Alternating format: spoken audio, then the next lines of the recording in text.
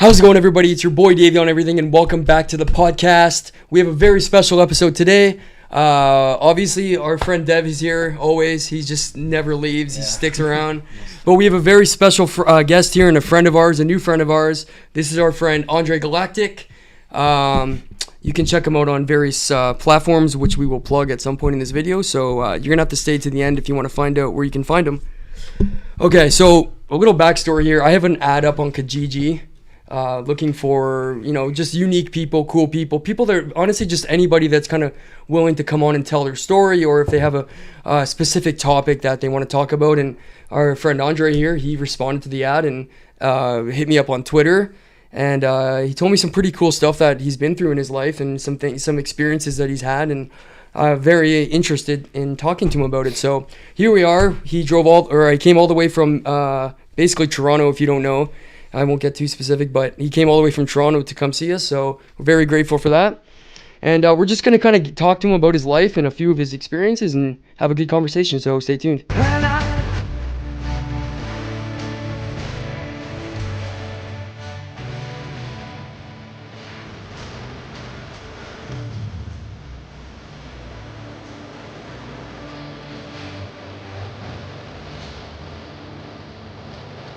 Okay, so Andre, why don't you tell us a little bit about your maybe earlier life, as far as like you grew up in Canada, obviously, or sort of.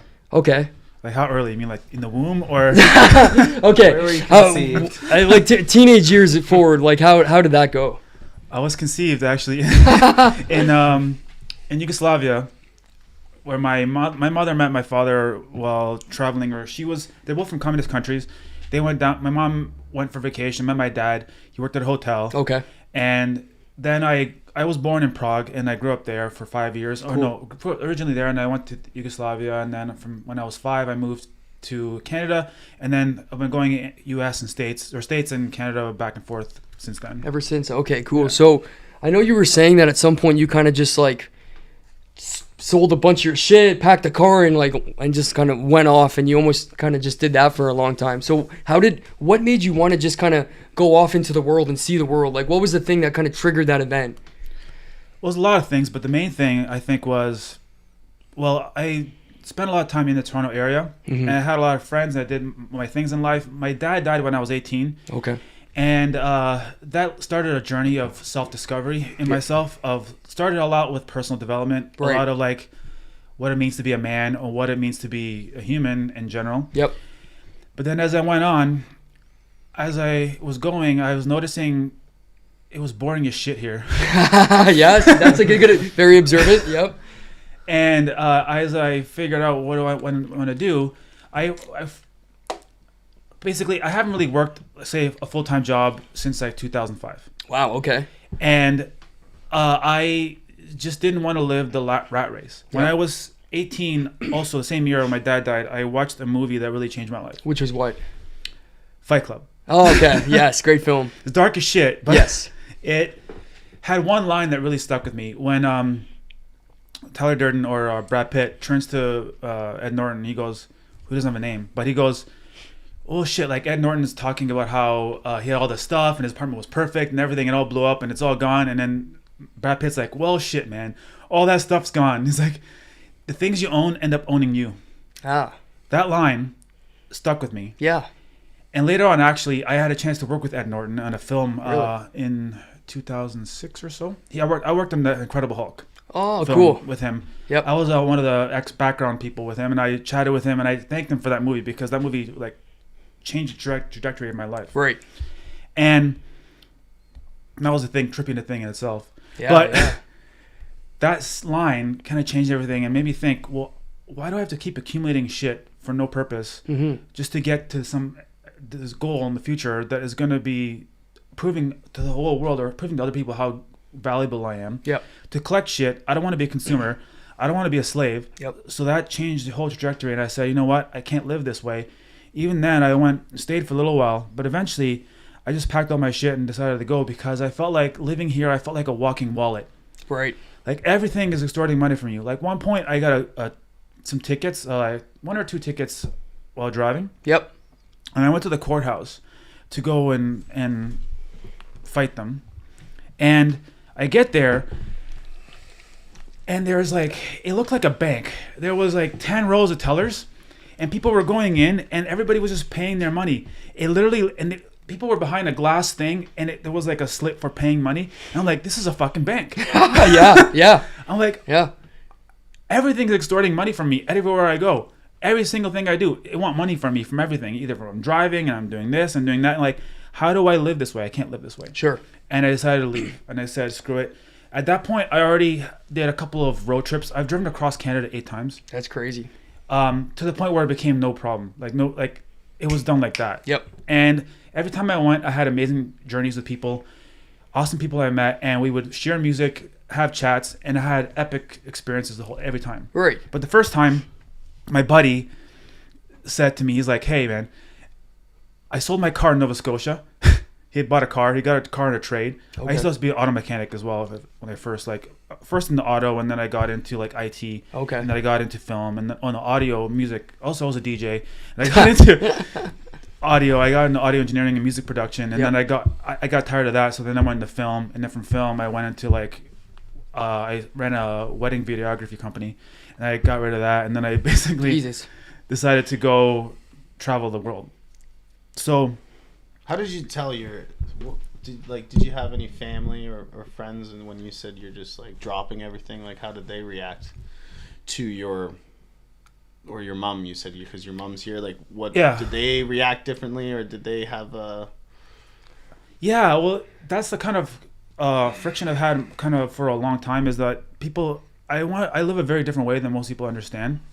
Most people understand be born, learn shit, go to school, find a wife, get a mortgage, pay for shit, die.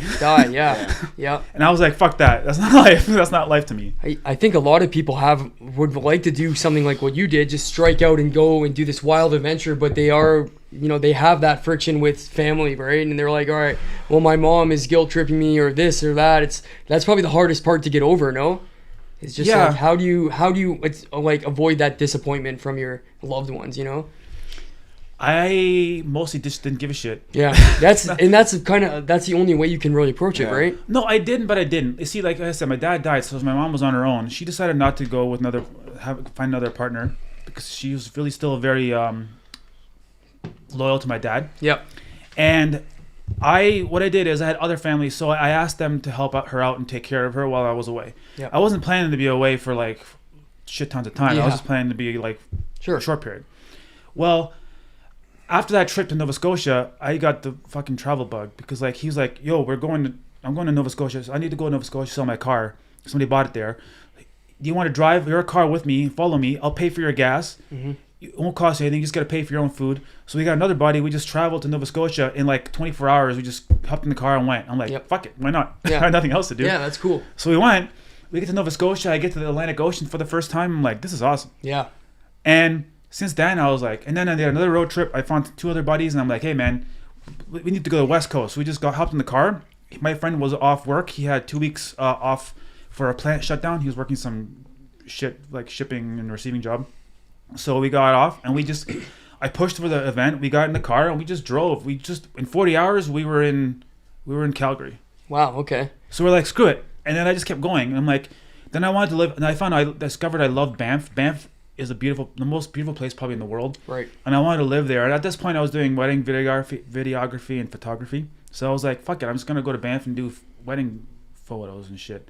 And I got there, and I found some gigs. But then as I found out, there's other thing happening in the background. But let's basically say I decided we went a cross-country road trip, and somehow I ended up in East Hastings in Vancouver. Okay. Which we had no idea about. This is in 2008. This is literally just before the Vancouver Olympics happened. Yep. What I learned later on is they took all the homeless people and they pushed them all into East Hastings. Yeah. And we literally just showed up there on the way. We didn't know anything about it. We're just these 3 stupid ass kids from Toronto. We get there and we're like, holy fuck. Yeah, that's a different world, eh? People doing crack and heroin on the street, and we're like, because I've seen it in like the US. I've seen it in, not physically at the time, but Skid Row in LA and shit. Yep. But when I actually saw it, we also had a video camera and we were videoing it, which is a mistake because people got fucking pissed. They don't like it. Yeah, they don't like to be once that camera comes out, right? Oh man, we got like accosted and yelled at, and like we were told, don't come out here at night. We're like, okay, fuck that. Why would I come here at night? Yeah, it's not the place to be. So what age, I'm just going to take a step back here. Yeah. How old were you when did you decide, like the Nova Scotia trip, how old were you been at that time? I can't remember. Maybe 24, 25. Okay. And sorry, how old are you now? How old do you think mind I am? asking? I don't know, like early 30s maybe. I don't know. I'm older than that, but I was just... Okay.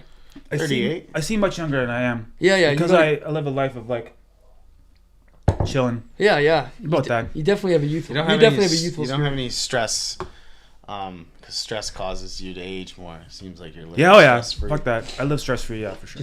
Okay, so when you contacted me on Twitter, you sent me about almost 4 minutes of voice notes, and that goes a long way on voice notes.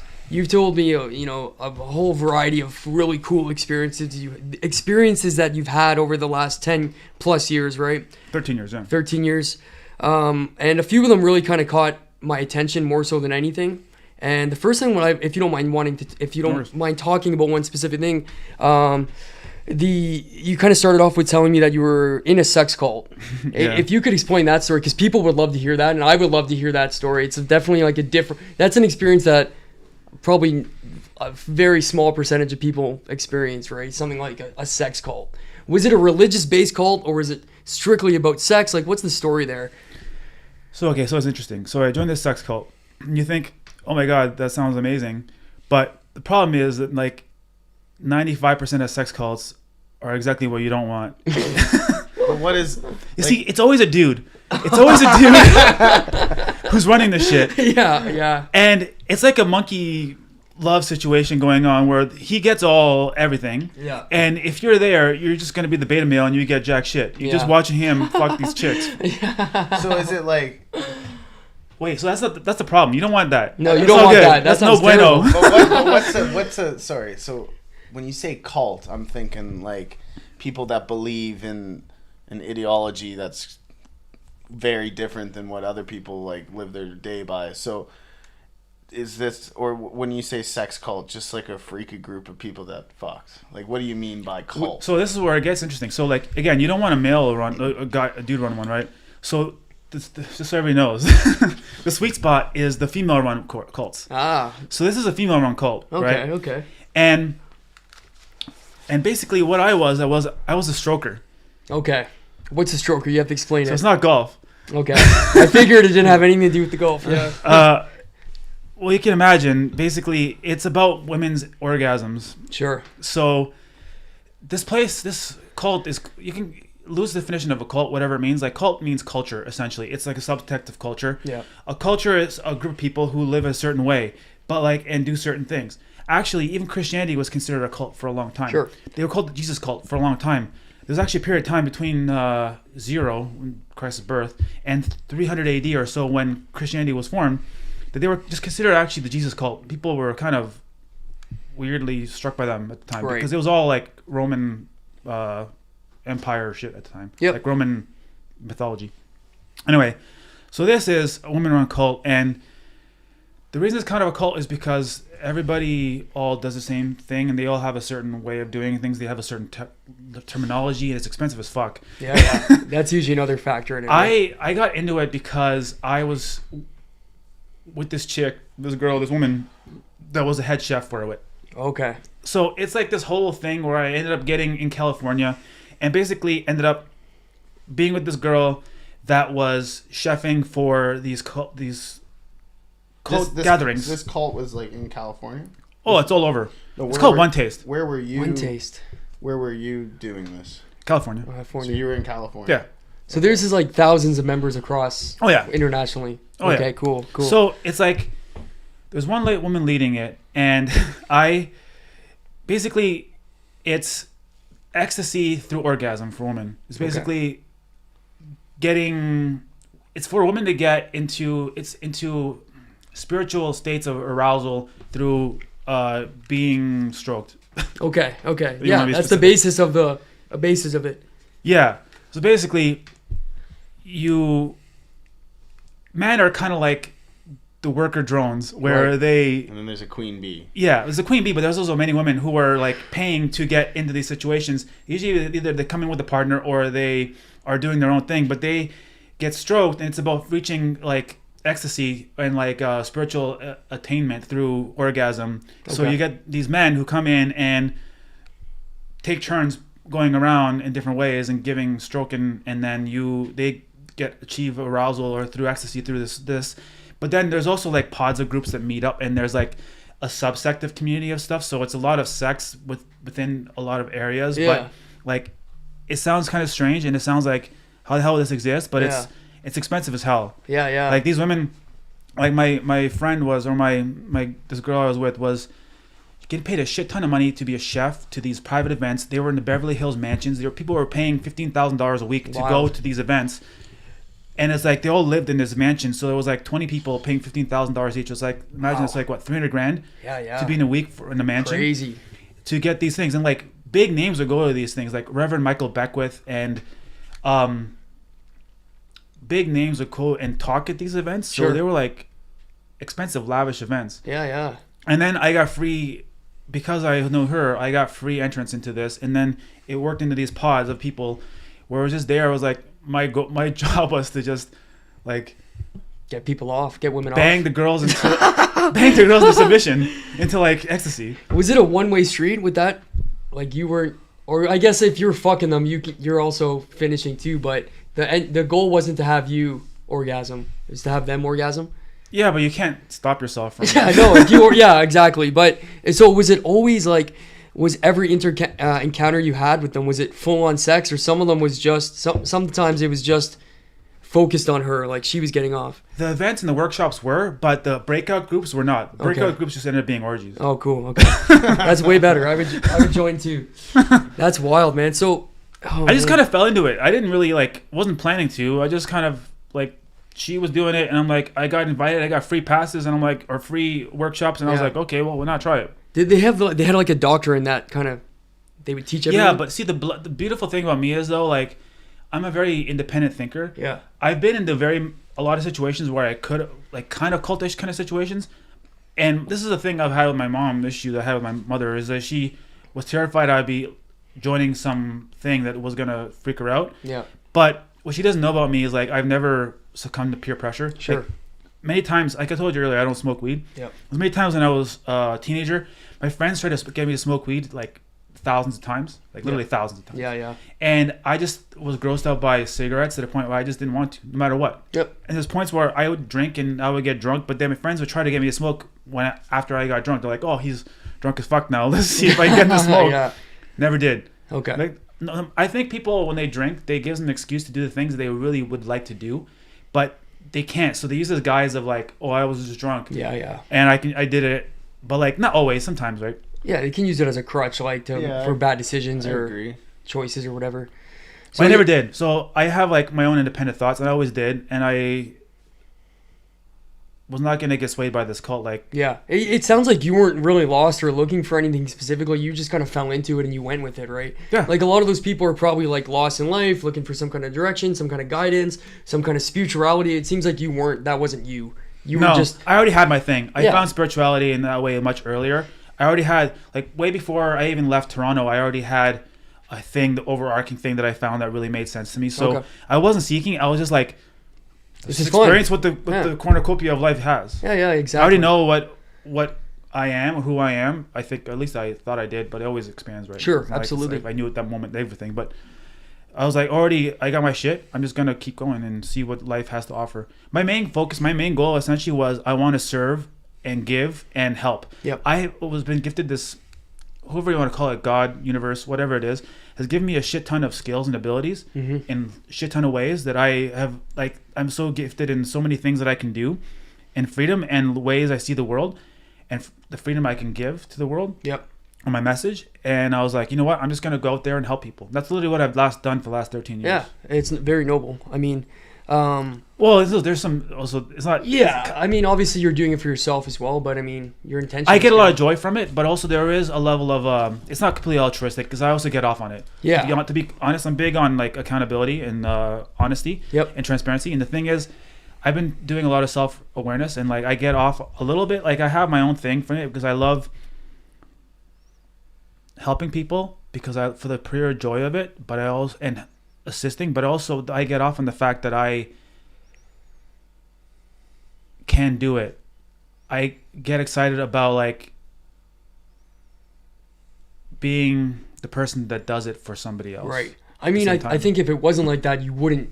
I think that's probably like most people that want to help. They also do get satisfaction out of helping, right? Yeah. Like it's not if you didn't get some sort of personal satisfaction from helping people, you wouldn't help people, right? Yeah. I think that's probably true for most people. I mean, there are obviously some people that are just like purely I mean, I don't know. Humans are humans, right? So, how long were you in the sex cult? Like, how long did you participate? 3 months. And I lived in California for 6 months. Okay. Time so. And if you were when it was your time to exit, did you get any kind of grief from members or leadership, or you were just able to freely kind of walk? It wasn't the traditional. That's what's a loose definition of a cult. Sure. People kind of like pressure you to stay in. Yeah. It wasn't quite like Scientology or something. Yeah. Which is I heard some horrible stories. Absolutely. But like there are some people who are kind of like try to like brainwash you into thinking that this is like your only source of whatever. I was like, no, fuck that, screw it. I basically had to come back here. It was Christmas was happening, and I wanted to spend it with my mom. I have this thing where like Christmas comes no matter what. I have to go see my mom. Sure. And family. So I was like, regardless of what these people want me to do, I'm just gonna go anyway. Yeah. But there was pressure for sure. Absolutely, like yeah. I mean, it's usually kind of how it goes with those kind of. They depend on membership, right? So they're trying to keep everybody. Well, they want to legitimize what they're doing in a way, and they need members. Like, I actually had this in India. I was in India for a bit, and I actually got tried. This guy tried to recruit me for his whatever the fuck is happening to him. Literally, I'm walking along the Ganges, which is like the holy Ganges, is like in India. Yeah, it's very polluted. It is there. Yeah. But like literally, I went to this thing. This is a different story, but basically, this guy was in his tent on the Ganges, and I'm walking along, and this guy was like, "Hey, come in here." I'm like, "Whatever, okay, I'll check." I go inside this tent. And there's a guy in there. There's like 3 guys in there, Indian guys. One guy is wearing like just like a diaper. Oh yeah. Another guy is like wearing normal clothes. He's like, oh, he would like you to like help him. Like, would you like to be a part of this? And I was like, part of what? And he's like, well, you can come and you can like, help him and clean him and bring food for him. And I'm like, doesn't sound like a great deal. No, that's just charity. That's just a charity. And I'm like, he's like, you can serve him and stuff. I'm like, why would I do that? He's like, just a bit older than me. And I'm like, yeah. What wisdom does this man have that's worth me doing this, Yeah, just because he's like naked in a tent doesn't mean that's right. I'm gonna do this. Yeah, that's his selling feature, right? I'm like, nah, I'm cool, man. Yeah. And then after he found out that I wasn't interested, the guru guy, whoever he was, he's like, man, he just like loses interest in me completely. And he's like, okay. And he goes in his bag and he pulls out a smartphone. He's always on his smartphone. And he's like going through it, and he's like literally he's wearing like a diaper, like he's just like wearing a cloth, and he's on a smartphone, like screw this guy. He's literally living here. And later, what I found out is over there, if you're a guru, you get clout.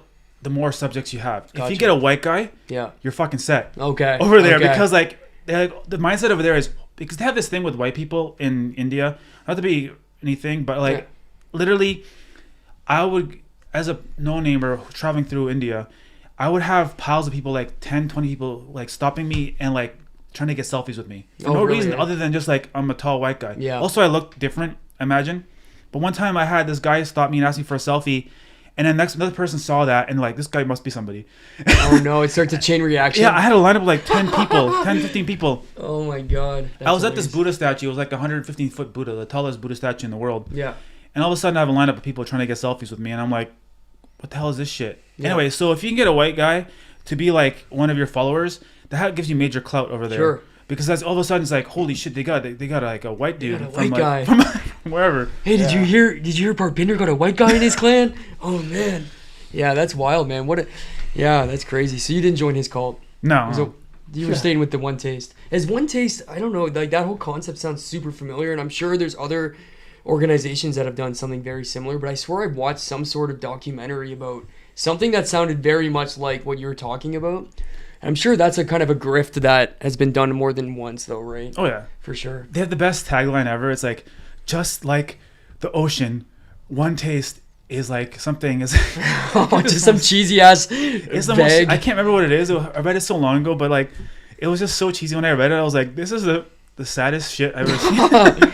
And they're still in operation to this Oh, day. Yeah, that's crazy. And they're headquartered in California. Oh yeah, yeah.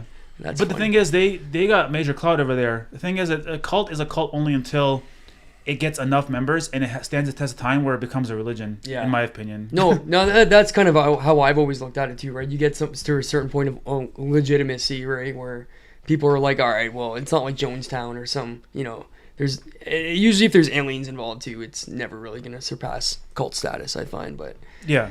yeah, that's usually kind of how it goes. If Well- you put the time in and you get the membership, you could eventually become a legitimate religion, right?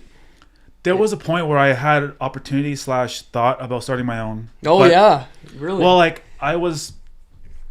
it's kind of strange, but I was doing mushroom ceremonies in Hawaii, cool. and I've done about at this point I think 3 or so, and I was holding the ceremony of a group. It was like I think about 8 of us on a fire in Hawaii, and I was doing this mushroom ceremony. Yeah.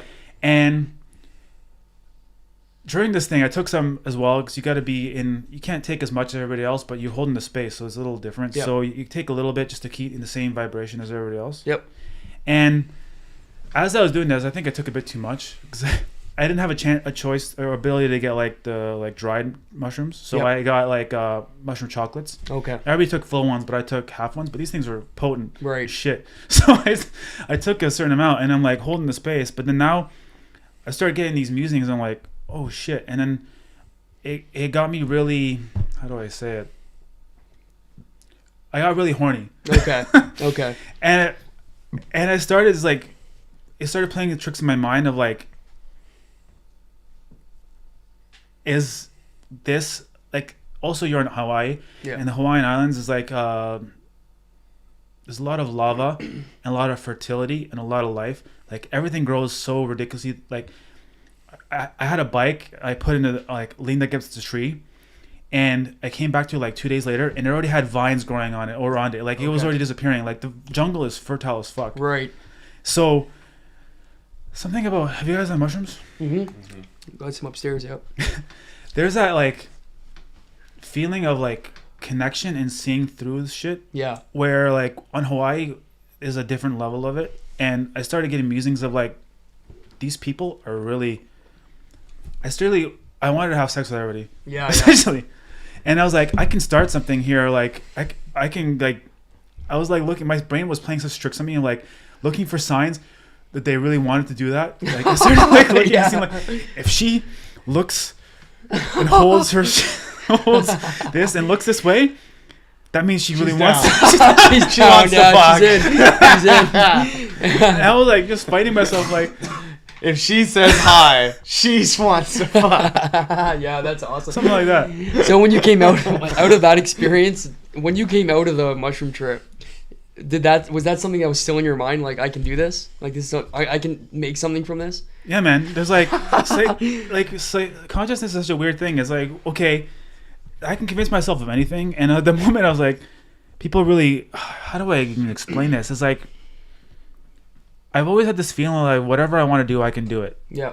Just go for it. Right. And if it doesn't work, it wasn't meant to work. Sure. But doesn't mean I didn't go for it. Yeah. Anyway, so at that point I was like, on the mushrooms, it was just like this level of, I can just do this, nothing's stopping me. And afterwards, instead, I didn't. I ended up like, I was like, the whole time I was just like fighting myself of this, like, should I, shouldn't I, should I, shouldn't I, should I, shouldn't I? Yeah. And I didn't. But like, I feel like I could have. And Yeah. like went down this timeline of being like a sex cult guru Yeah. if I wanted to. Yeah. But like, I mean, you had the experience. You've already been partook. this is actually before that though. Oh, okay. Yeah. Is that why you were so open to also joining the One Taste? Like you were like, oh, I already thought about doing this myself. I might as well jump Sort in. of. I just fall into things. Yeah. Just try things and never know what happens. So where are you at right now? Are you The sex cult? no. Like, so are you continuing your adventure? Are you taking it slow right now, or? It's a new phase. I'm like thinking, what am I going to do at this point? And part of that is writing a book, and that's something. That's something I want to talk about as well. Actually. Yeah, actually, I'm writing a couple books. I realized recently in the last year, I think I'm pretty sure I have ADHD. Okay. Whatever that means. Not diagnosed, but like, I think it's exacerbated. I think social media has really actually like made it worse. I don't know about you guys. How do you guys feel about social media? I feel like it's either made it worse or like activated it in some way. Yeah, I think with me, I mean, I'm like, social media is more just a tool, a means to the end. Like, if I want to do this, I have to do that. But I also find myself getting stuck in these doom scrolls where I'm like, the fuck am I doing type of thing, right? And it mentally, it definitely isn't something that's like good for me. I can feel that. Like, I feel like I'm rotting when I'm on social media. You know, I'm sitting there like stop. What the fuck am I doing? Put it down. And then minutes later, I'm like, oh, I should check my YouTube analytics, TikTok. You know what I mean? Like, for me, it's like... See, that's interesting because if you do mushrooms, yeah. you want nothing to do with your... No, you don't. No, that's very true. That's very true. I don't even think about my phone. Look at it. No.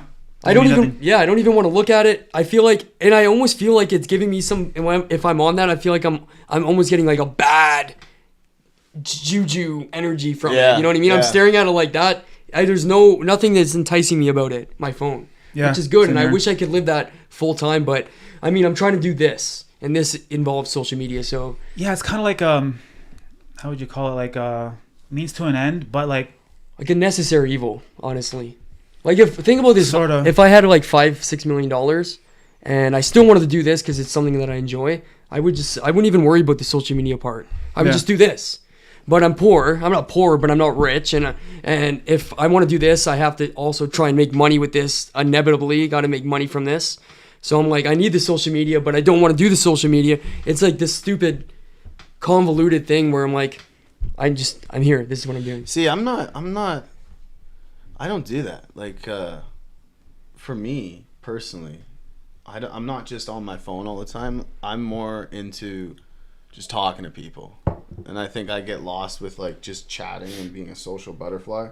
But the only thing I use it for is literally to upload, and then I just like turn it off. Well, that's the best way to go, though. No, for sure. But what I try to do is I go on TikTok and I'll like all the unliked posts, and then hopefully they check out my profile, and then I do the same thing on Instagram, and then I get to this point where I'm just scrolling.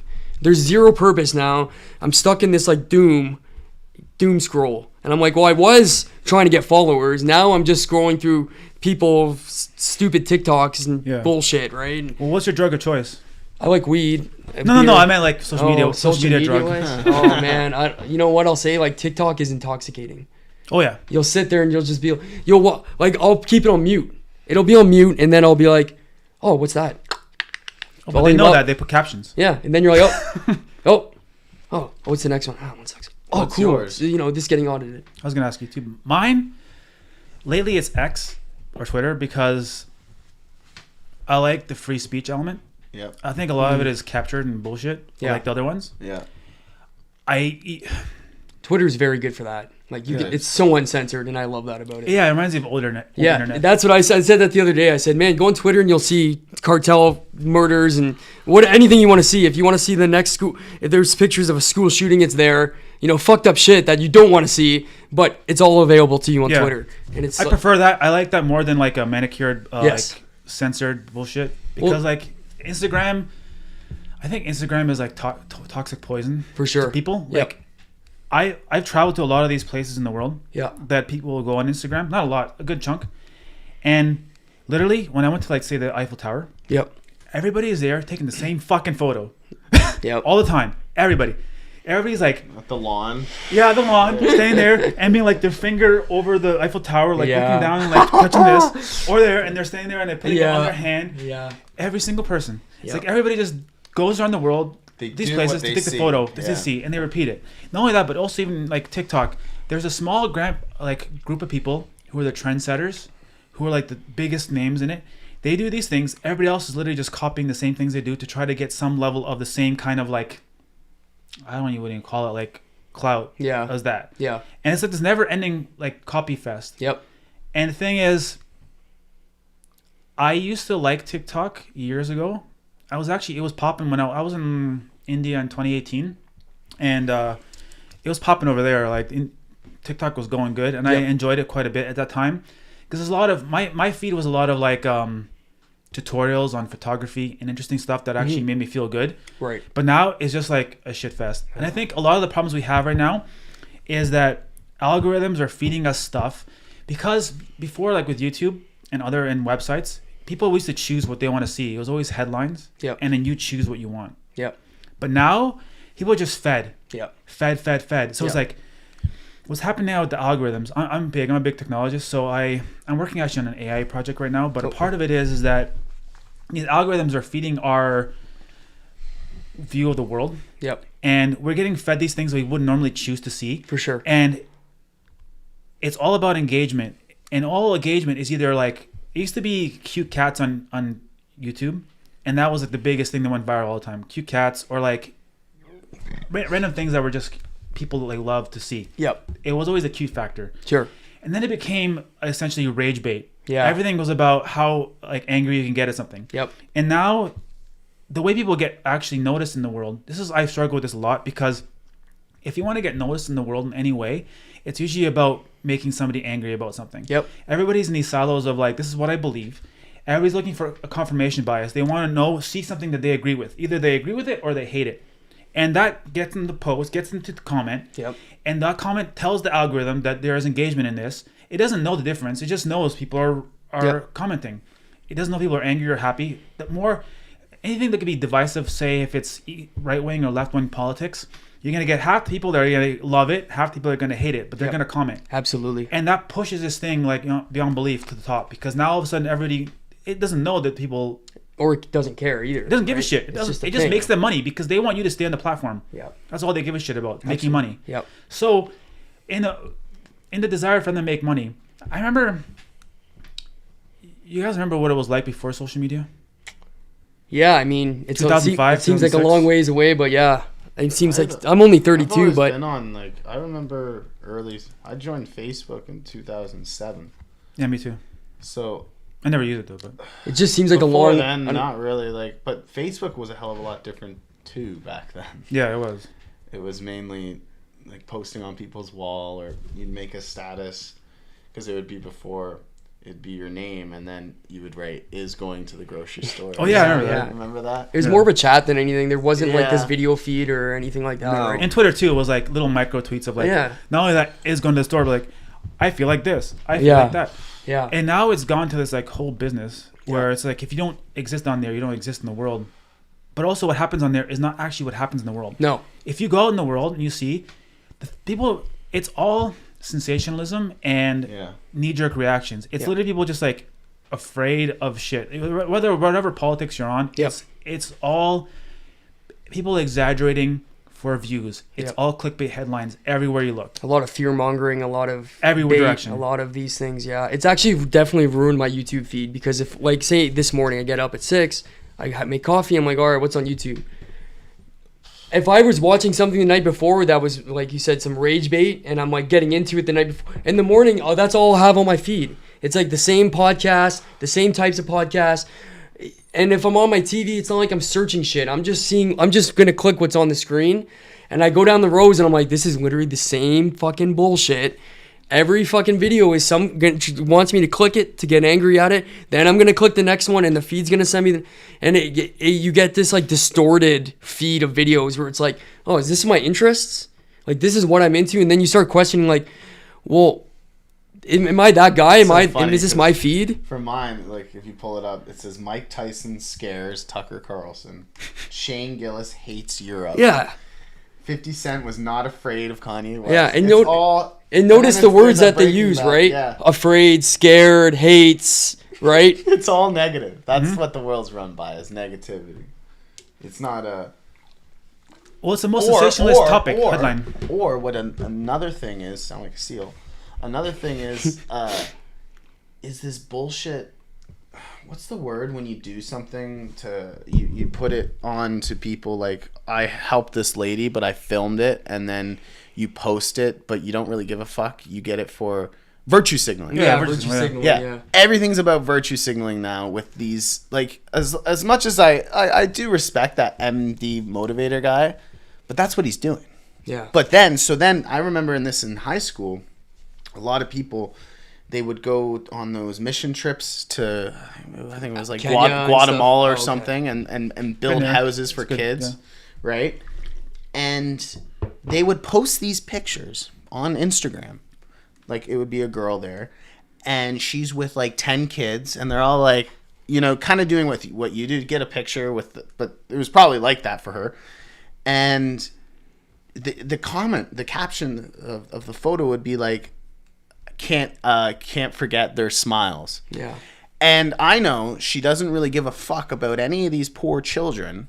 She's posting this to get likes, and wow, good for you. Yeah. That's all it's about. It's not about any like, and that's what it's turned into a lot with, you know, helping the homeless and then posting it and filming it, and that's what I don't like. The internet went that way too, and it's I don't like that at all. Hashtag I'm so good. Yeah, that's it. Like I'm more good than you. Yeah. I'm gooder than you. Not to use porn, but that's what it is. You know. That's my difficulty. I refuse to do that. It's kind of strange. It's like this podcast. It's called Everything Is Broken. In a weird way, yes and no. For some people, everything is great. Mm-hmm. Like, there are some people in the world who are deeply, deeply down the selfishness and greed. And for them, everything is amazing. Yeah. They love it, this shit. Because, like, they just keep making money. And they just keep having more and more power and control. Yeah. Like, for instance, like, I don't know if you guys are into conspiracies, and I'll imagine you would be. Yeah. But say like, you know, they have that list of richest people in the world? Sure. Forbes list.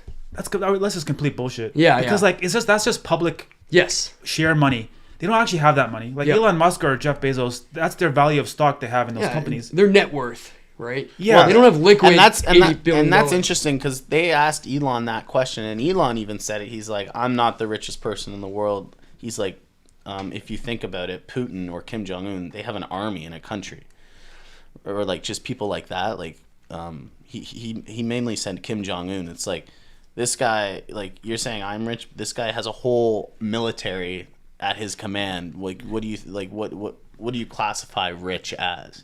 Yeah, he owns everything there. It's like, and so he even sort of yes and no. I'm thinking more like the Rockefeller family, Rothschild. Oh yeah. In the 1800s, under Standard Oil, they were already billionaires in the 1800s. Yeah, which money is wild. Compounds. How much do you think they have now? Yeah, absolutely. I don't know. Like unlimited, quadruple trillions. Like, literally, if you just put $1 billion in the bank and let it sit in interest, you would be like a trillionaire right now. Yeah. And you know what? And it's so interesting because I don't know if you. So this is, if we're going into conspiracy, you know James Bond. Mm-hmm. Ian Fleming, how he worked for counterintelligence with the British military. So then you know how people make movies to tell the truth. I lived in them, yeah.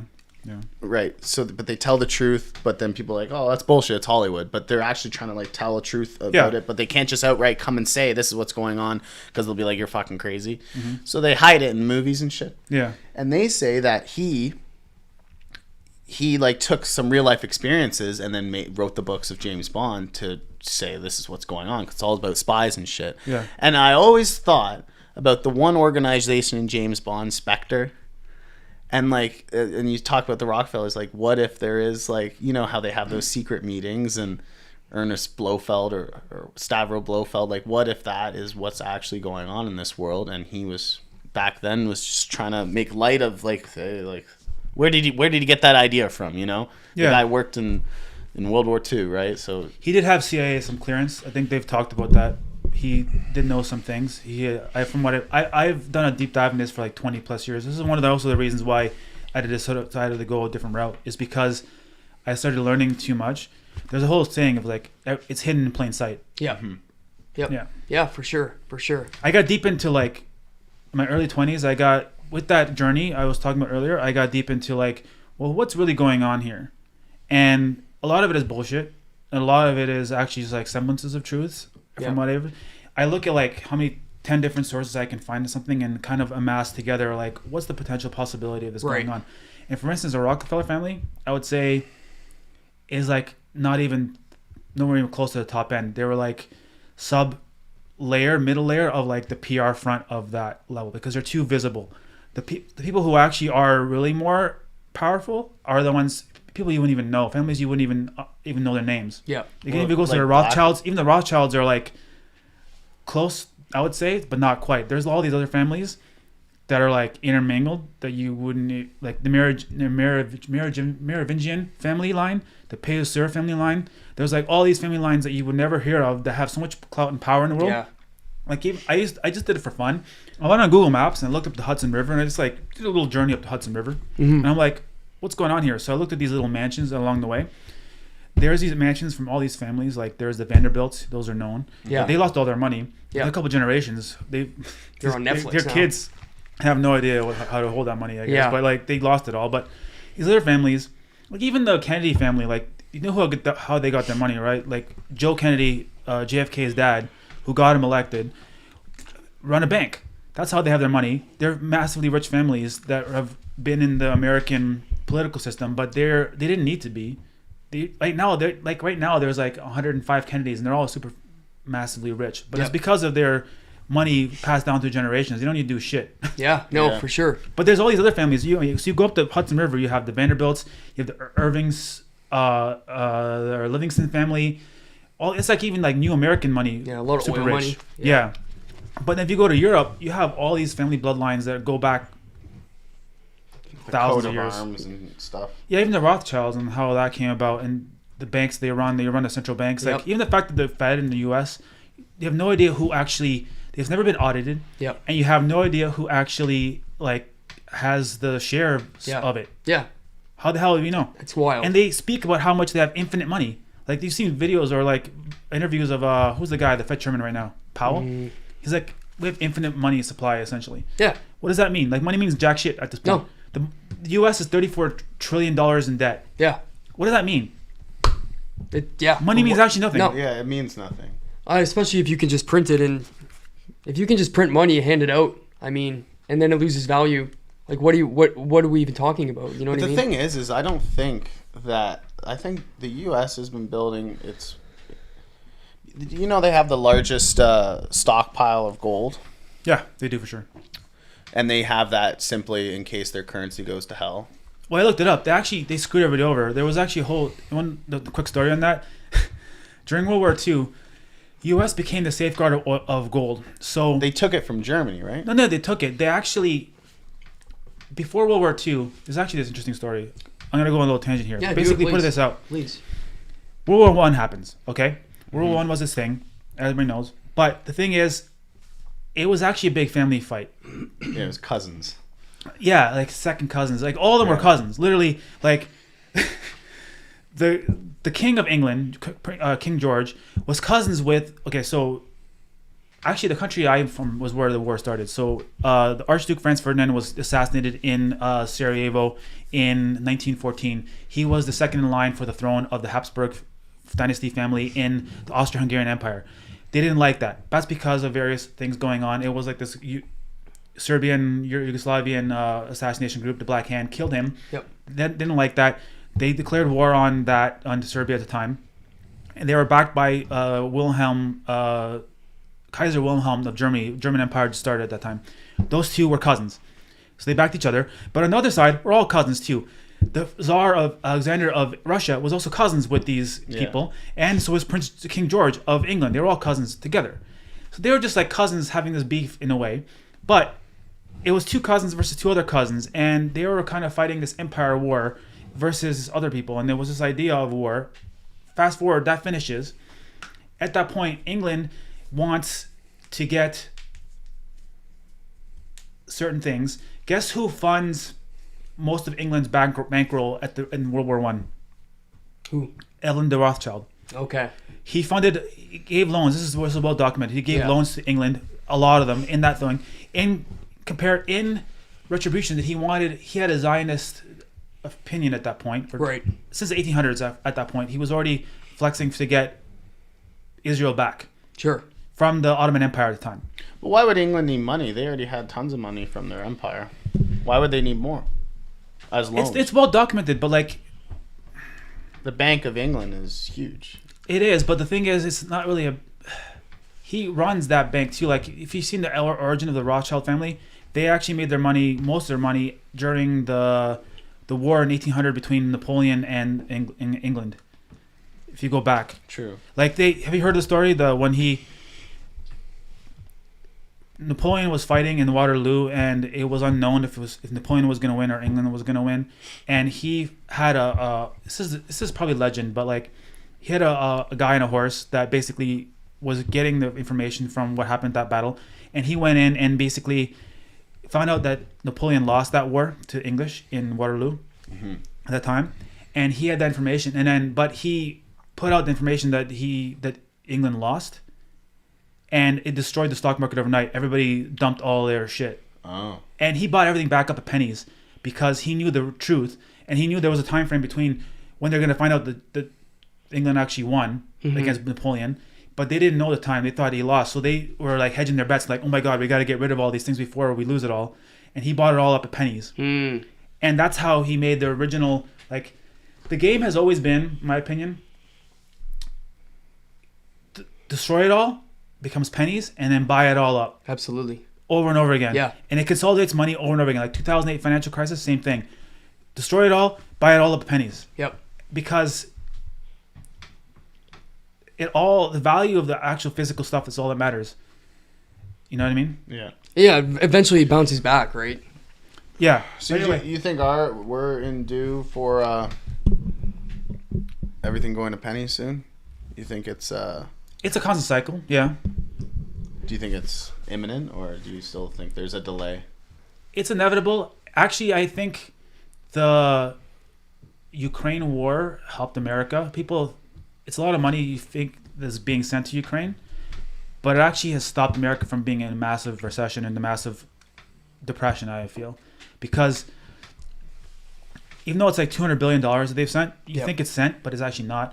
Only a small amount actually sent to run their country. They literally bought off of Ukraine as like, I don't know how you feel about the Ukraine war. What do you think? Not a fan. I think it's, mostly bullshit. I just think Canada doesn't need to be involved in it, but obviously there's a lot of nuance and there's a lot going on behind the scenes that, you know. Well, people are dying. That's horrible, regardless. For sure. No, I don't. I'm not. I don't want people to die, I'm not. I'm not pro. The war shouldn't happen. I'm not pro-war, but I also think that Canada doesn't need to be involved in it, and that's where I stand. I stand that that's my stance with the Middle East too, like. You figure your own shit out. Leave us out of it. Well, I mean, how long the war in the Middle East has never not ended. Like, there's been constant conflict in the Middle East for forever, right? So it's like, and I know a lot has to do with the Americans and colonization and all these different random situations, but I just think at this point Canada has got its own issues and a lot of issues, and we don't need to be involved in sending $9 billion to Ukraine and this money to Israel. And I think we need to fix Canada before we involve ourselves in these wars, but that's besides the point anyways. Yeah, well, that's let's focus on ourselves kind of and get ourselves, like, literally the amount of people like are dying of fentanyl overdoses at this moment. Yeah. Not even including in the U.S. Like, I've been to L.A. and I've seen it. It's fucking rough. Yeah. But also even in Vancouver seeing it, it's like, let's take care of our own people before we spend billions. Yeah. I get that. And that's a general mindset I think everybody's kind of on. Not everybody. There are some people who don't push for that because they think it's, what's the word? Compassionate? Yeah. Empathetic to their situation, I guess. I don't really believe that. Yeah. Like, when people are in the gutter, you say, hey, man, you put out a hand and say, hey, I can help you get out of this. But, like, there's a catch. Yeah. Like, you can't just enable it. It doesn't make sense in the name of compassion. Yeah.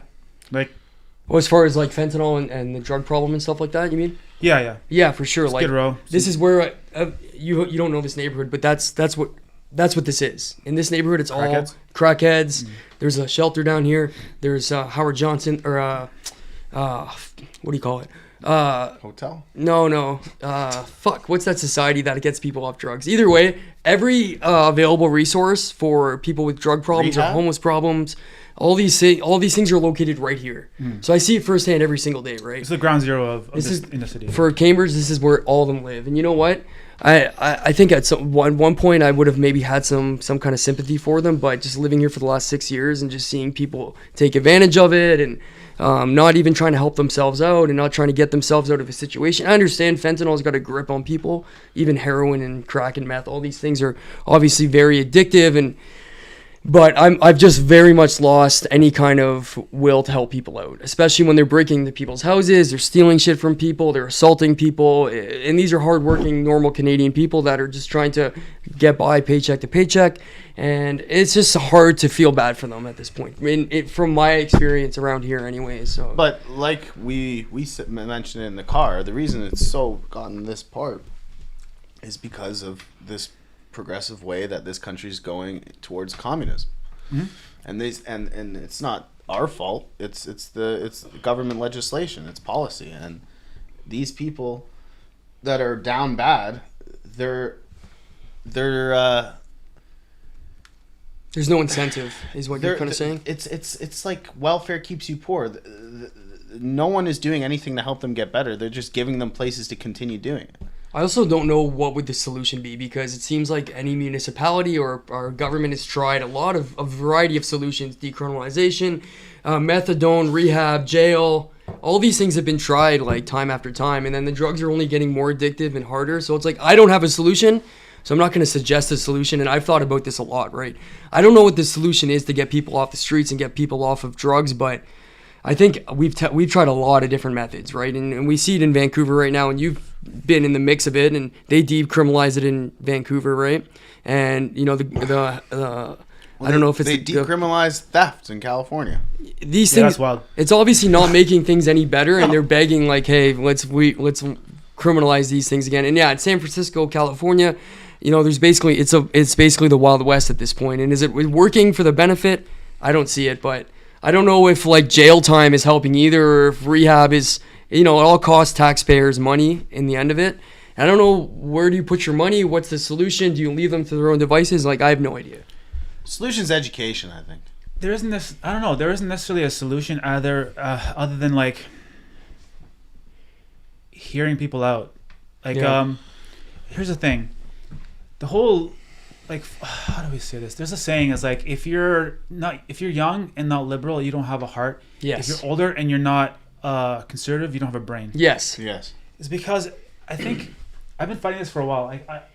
When I was like a teenager, I liked the idea of socialism as well. Right. Because like the idea of like, we're all fair, the government pays, I just do our thing I love, we get all money, there's no differences, there's no super rich, there's no super poor. But the problem is it creates a cap. These people who are, the thing is, I grew up in a socialist country. Yep. The natural ambition of human people gets totally squashed because like you just can't. There was no businesses. No. You were not allowed to have a business. You can run, like, say, as a government employee, you run a restaurant. Yep. My mom told me this. I went to Prague. She was like, recently, in like the last couple of years, she was remarking, she hasn't been there since early 80s. Yeah. And she was saying how vibrant and alive it is now, because back then it was just all boarded up and useless. Like, nobody, nothing. Yep. So you cannot run a business in a socialist government. No. It's all one state, one government, one business, essentially. Yeah. It was not actually, the idea that Marx had was never actually implemented properly. Marx's idea was essentially, Karl Marx, his theory is that the people the social people, the workers, will own the means of production. It was all about class warfare, essentially, class struggle. That's not what was happened, though. Essentially, they got rid of all businesses and the state became the one business, and the class struggles remained the same. Yep. You had upper class people who ran everything, inner group, and the dictator, and then you had everybody else who had everything shared. Yep. And there was some benefits to it. Sure. But mostly, if you look at Cuba or anywhere else, nobody gives a shit. There's nowhere to go. You get this job, you got nowhere to... You can never advance. You can never run a business. You can never achieve anything. You just basically show up to the same thing for your whole life. There's no will to live. Nope. And they literally do nothing because there's no point. Yep. And at the same time, like, there's a lot of jobs out there that are very, like, you know, say you suck sewage out of, or you work in super treatment plants, or you work construction, like we work construction, right? These are jobs that generally people don't want to do anymore, right? Especially if it involves like working on an oil rig, or, you know, these tough, laborious jobs that are dirty and hard on your body, and they're not pleasant jobs. Like, people don't want to do those jobs, but they do them because they pay well, right? Like people that work in an oil rig, you can make a couple $100,000 a year, but you're killing yourself and you're doing, you know, you're in isolated, ways, right? So it's like, how do you get people to do these kind of jobs, especially in a planned economy? Why would I work on an oil rig when the guy that works at the restaurant, or, paints the whatever, you know what I mean, changes light bulbs. They're getting the same opportunity as I am. Why would I do these intense jobs for there's no incentive, right? No. Incentive drives the economy. It drives these things, right? So if there's no incentive, okay, well, I'm going to go and I'm going to go do your easy job too. Why would I go ahead and kill myself doing construction when I can just go and work at the market, right? Like that's a big thing too. Like how do you run an infrastructure? The infrastructure is all the most laborious jobs. How do you maintain an infrastructure if people don't want to do them already and there's no money in it, right? Like you have to entice people to do these things, right? But it's also it drives quality down too. Like if you work 10% harder than the other guy, but you're gonna get the same, why should you? And if I work 10% less than the other guy, we're gonna get the same. Then fuck it. What's the saying? They pretend to pay us, we pretend to work, right? And that's the kind of it comes down to. In that case, you might as well be a druggie sitting in the street because nobody's no difference for anything. For sure. Like why would you work if you're just gonna government? Like I think in California they give them like $800 a month, but I think it costs. I saw an interview once. Government gives them $800 a month. I've seen these situations. They get free food from the food bank, not food banks, but like the soup kitchens. Sure. And they live in these tents and they get the $800, but their drug habit costs them about $200-$300 a day. So that money's gone. They have to figure other ways to get that money. Yeah. And usually, what do they call it? They call it boosting. Yes, boosting. They smash the window and take the shit and go sell it. And there's literally places where you go sell it to. Yeah. And they resell it to somebody else. Yeah.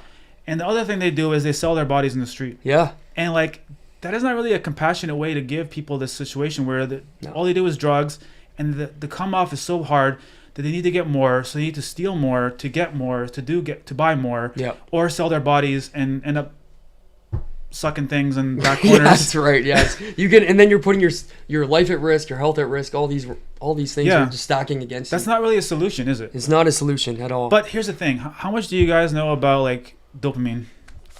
What the good drug, the drug that goes in your head when you feel good?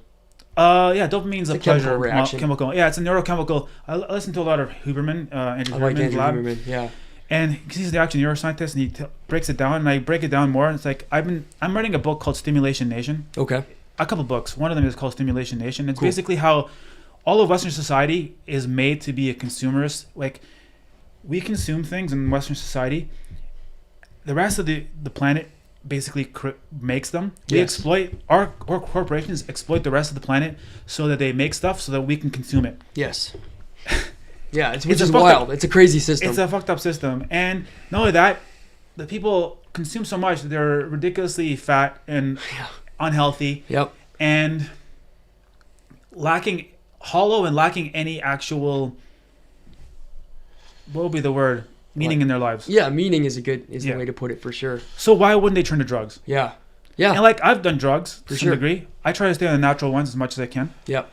But if you look at the dopamine scale of what actually increases the amount of dopamine, people talk a lot about social media and dopamine releases from that. You do get some dopamine releases from that. Yeah. But the actual dopamine is actually released in the seeking of, like if you listen to Huberman a lot, it's actually the drive to get the thing. So like, I think baseline you get a certain level of dopamine, but then say chocolate is the least, and then next is sex, and then cigarettes. This is dopamine release. Cigarettes, nicotine. Specifically. Yep. And then cocaine, and then meth, essentially. Right. The amount of dopamine you get released in taking these things, especially meth, is so high. The amount of pleasure you get from this, the amount of reward you get, makes you not want to do anything else, period. Yeah. Imagine if it's the drive of actually, like, dopamine is built in the system of human beings to go hunt and forage for food. Right. We need to have a reward to bring back to our crew, our tribe. Mm-hmm. We literally have to go seek the reward. It's built in us. Yes. But it's been hacked.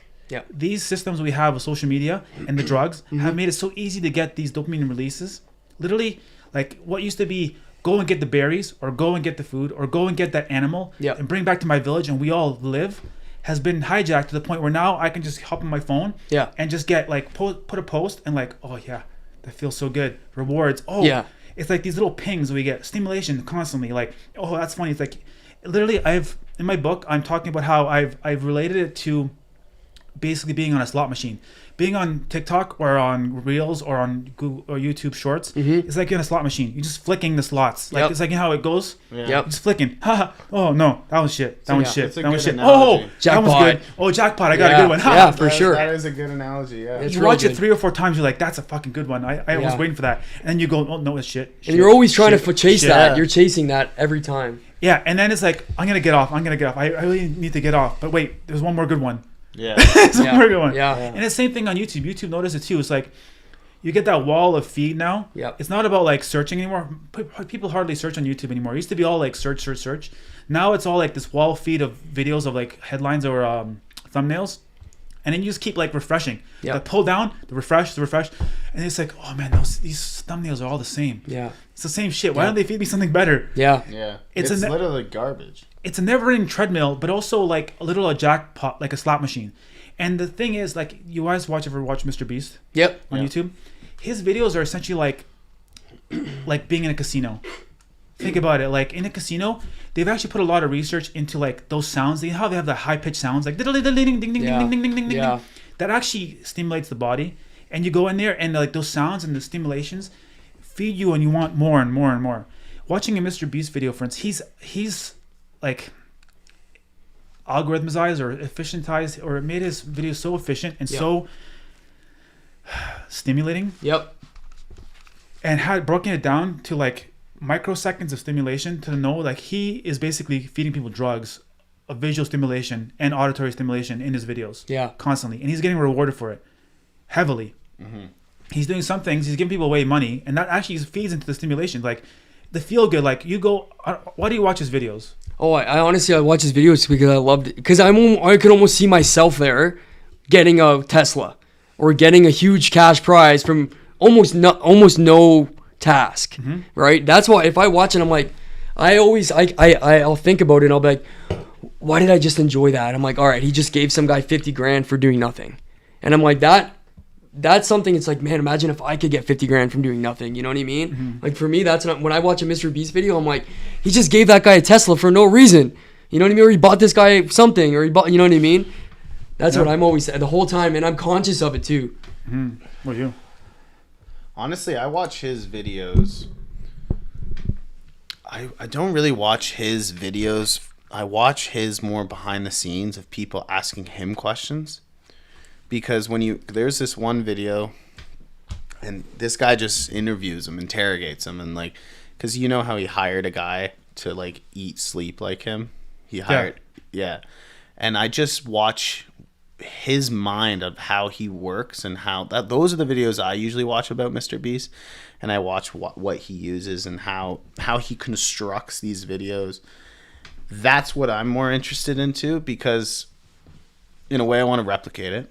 And it's like this is it's like one of those master classes, but he's not on it. But he is so he reminds me of like a big brother, like to everyone. He's not a dick. There's no controversy ever with him, but he's also not virtue signaling. Well, he is in a way, but he's also not, because he's kind of like Oprah.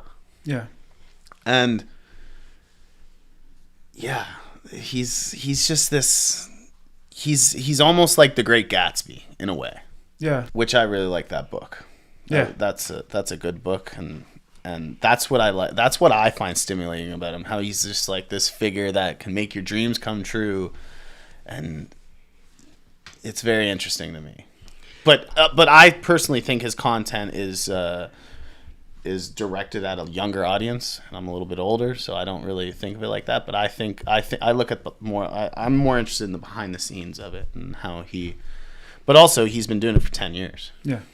And as far as your book goes, like that sounds like first of all, it sounds like you're going to write a really great book, honestly, because you sound like you have a lot of knowledge and just actually more importantly, you have a lot of insight, right? So as far as your book goes, like what's the plan? So you're going to have you written a good portion of it? Have you talk to potential publishers? Like where are you at in the stage of the book? Well, that one I've half written. I have 2 books I'm writing because of ADHD. I kind of go back and forth, and it's a bit of a what do I call it? I have to go with where the energy is because of the way I am. Yeah. It's been a long time figuring out who I am and how I function and how I want to do it. But anyway, so I have these two books I'm writing right now. One is called Stimulation Nation, and the other one is called Be Joy Now. The Be Joy Now is like a continuation of another series of books of somebody else. Oh, okay, cool. That's a cool concept. Yeah. So my idea is like joy exists in the moment, and there's a lot of aspects of joy that people don't really realize. And I found a way to be of joy just by being my full self. It's like to let things go and fall away, so that joy is always available, and you have to let things go and fall away so that you don't hold yourself back from actually experiencing it. Because the more you're holding on to things around you, and I'm supposed to be this way, or I'm supposed to do this, or I don't this, it creates holding, which stops joy from flowing. It's like it's our natural state of being. Yeah. Essentially. That's cool. The Stimulation Nation, I just noticed that people around me, because of social media and the way everything is, and the way how the world functions, or like, I think everybody thinks it functions. I realize how much the West is completely like addicted to stimulation constantly, never ending, always ongoing. For sure. And you go to other countries and you're like when I went to India, the people have almost nothing a lot of times. Yep. Like literally absolutely nothing. But if you look at their eyes, there's so much more joy and lightness and like ease in their eyes. Just the fact they don't have all these things, they don't have the hustle. The hustle to prove yourself constantly. Which is the way I define as like the West, essentially. Which is like a double-edged sword, because it's like the reason it exists is like you can do anything. But it's also like you have to prove yourself constantly. It's a double-edged sword. That's kind of where I'm stuck in my life right now. Because like before I started doing all this, I always worked really hard, right? But I didn't have this like almost like FOMO about the world. Like I didn't think about any of this. And then I really got on the internet, and then it kind of like, now I'm like, comparison. Yeah. You're like, well, he's doing it, why can't I do it? And then you start doing it, and you're like, well, why did he do it and I'm not doing it? Like, why am I still here, you know? Yeah. And it really like, now I'm kind of stuck in this like weird, exactly what you just described. I'm in this like weird zone where I'm not exactly happy, but I'm still hustling, but the hustle's not really making me happy. But I know I have this like end game where I'm like, then I'll be happy. But do you ever really, even if you get there, you're going to be happy? You know what I mean? It's like this weird situation. And I think that's kind of what you're describing. Yeah, there's a great quote. I think it's like, comparison is a thief of joy. Yeah, for sure. And like, that's the internet. Allows us to compare endlessly with somebody else. Like, that person's doing so much better than me. Yeah. That person is doing whatever. Actually, it helps to go and see people who are doing much worse than you, and actually try to see if you can help.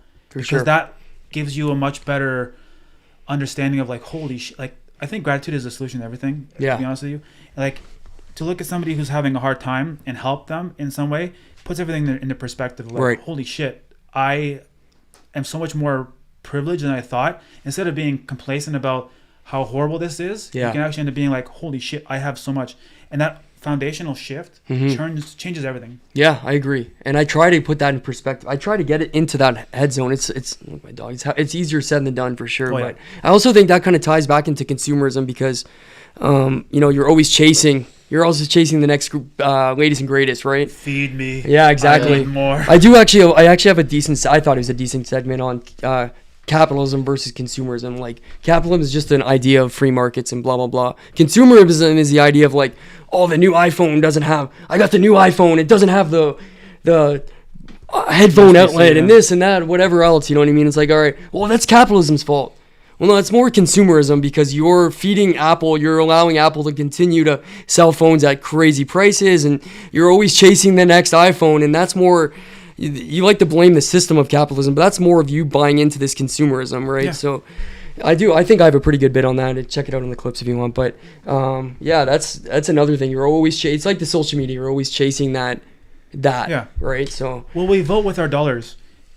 Money talks. Like, literally, people think that we have like not capitalism. Democracy is supposed to work that people have a say, and we elect representatives, and they go to the whatever government and they represent us. It doesn't really work that way. Money talks. Whoever has the more money gets more of their way. For sure. Literally, that's what lobbyism essentially is. Like, we feed you money, we get what we want. Yeah. Because people don't feed the money. Like, they give like the fact that it takes hundreds of millions of dollars for a person to take a campaign and to become either a president of the U.S. or a prime minister of Canada doesn't make any sense. Yeah. In a way, it's not representing people. It's representing, like, say, 2008 when Barack Obama became the president of the U.S. The change you believe in, it was all like change, believe. That was such a bullshit idea that, like, people thought that he would make a difference. He didn't really do anything that he really said he would do, except for Obamacare. Yeah. And do you think he was not going to be beholden to the hundreds of millions of dollars of people who paid into his campaign? No. Yeah. Like banks and all these super PACs and all these people? Yep.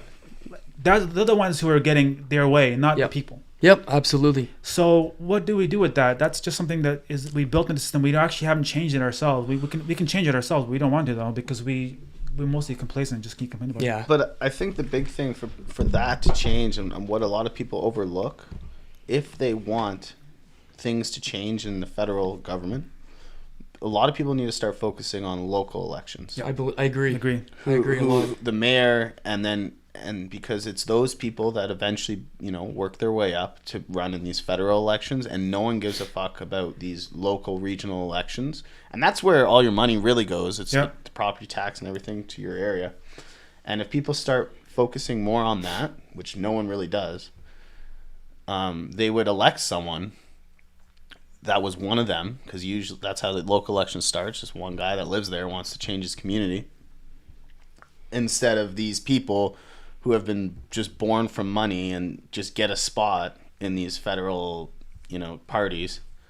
Like, I showed you that one. I don't know if you know, but Obama and the Bushes and Dick Cheney, and it goes all the way back. They're all family. 7 presidents are related. Yeah. And it's crazy. Yeah. It's the same people getting elected. Yeah. And you can even say like Trudeau, like he was only elected because his dad was in, right? So because he just had that name, right? So I think to get real change, people need to start focusing where they live. Yeah, I agree. I also, like I said, you vote with your dollars. That's why I refuse to say give money to Amazon. It's like it's super convenient and such, and I get that. But they're such a shit company overall. Yep. To be straight up, Amazon shit. Yeah, Amazon, you suck. I refuse to buy anything. I used to buy stuff from them before, but like books.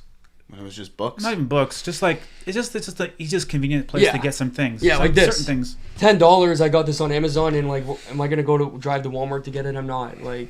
Yeah. But you're right. That even Walmart's a bad example because that's just Amazon with stores. Yeah. Right. But like, where do I buy this for $10 locally? Right. Yeah. That's what people do. It's like, oh, I can buy this mouse, or I can go or where do you even brick and mortar's kind of dying. Like, where do I even buy this now? Like, I go to Best Buy, I'll spend twice as much probably, but you probably get a better product. But you're right. It's the convenience of this will be at my house tomorrow. Yeah. Right.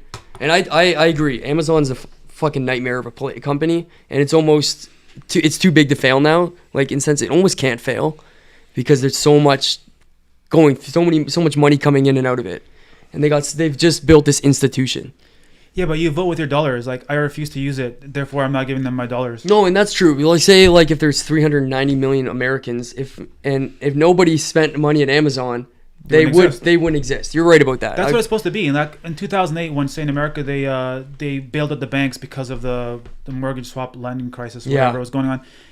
That's how capitalism is supposed to work. If your business is not viable, and it doesn't provide what people need, you let it fail. Yes. You don't prop it up with money. Yes, buddy. Because that tells you the market's saying this is not a viable business. Yeah, I've been trying. That's not capitalism. That's capitalism. No. Free market. No. Yeah, but what it's turned into, it's not a capitalist. No, it's market. called crony capitalism. Crony capitalism. Like you said before, monopoly. That's not capitalism. No. Capitalism actually meant about creating things, physical things. Like capital was about like manufacturing and a lot of things. Now that it's gone digital and everything's gone like Silicon Valley tech, it's not really capitalism anymore. It's making money for the sake of making money. Yeah. And it's literally sheer exploitation. Yeah. That's also I don't fuck with Apple. Apple sucks ass because I won't buy an Apple product. I try not to. They have some nice products sometimes, but generally they suck ass. Yeah. Like the amount of money that they steal and keep and don't give and share and don't pay taxes. Yeah. Is just ridiculous. For sure. And like how can we feel like it's like in the world we live in a world where we consume things that we don't really think about the fact that there's some kids in the Congo who are mining cobalt and dying from cobalt inhalation right now so I can get my phone. They can't even give them a pair of boots. Like, they're wearing sandals and bare feet. Like, the very minimum would give them a protection for their body. You know what I mean? That's the minimum they can do, even if they're not going to pay them any amount of livable wage. You can at least give them some safety glasses and a pair of gloves, you know? They don't even do that. Or even, like, Apple pays Foxconn to make their, like, I don't know if you know this. I did a deep dive on how Apple makes their products. They source it from all over the world in different places, and then it all gets shipped to China, where it gets assembled in a Foxconn factory. Yeah. There's a guy that from US, a Chinese guy that went and he did an undercover thing in the factory. He worked there for a few months just to get undercover like information. Right. So he went to the factory, and basically they have like mesh in the stairwells. So people were dying, like jumping and killing themselves. That's crazy. And they work 6 days a week, 12 hours a day. Yeah. Making these iPhones. Now imagine you're there and you're a worker and you screw one screw 12 hours a day. You're screwing the screw. Yeah. And they live together. They live in the same place they work. Right. They work for 12 hours a day. They live in a dorm. 250 people share one bathroom on one floor. Deplorable. That's fucked. Yeah. It's insane, bro. And we kind of deal with that a little bit. Not as bad as that. Just in construction, the bathrooms are bad. So but I can leave at any moment. I sympathize for those people with their bathroom Oh yeah, but it's connections. like the truck stop thing, right? You kind of deal with it, but like you don't have 250 people sharing one bathroom. No, that's fucked. It's essentially slavery, but it's like it's indentured servitude because it's indentured servitude. Yeah, that's they're the right literally term. making like imagine how many thousands of phones are passing through your hands in a day. iPhones. Yeah. They're selling them for $1,000 each. Yeah. But what's crazy is that these people, they don't know anything except that. So they don't know how good it could be. To them, that's just normal reality. What's better than being in a village working in a farm? Sure. Yeah. I mean, yeah, you're back. But does that have an effect on people too? So like, we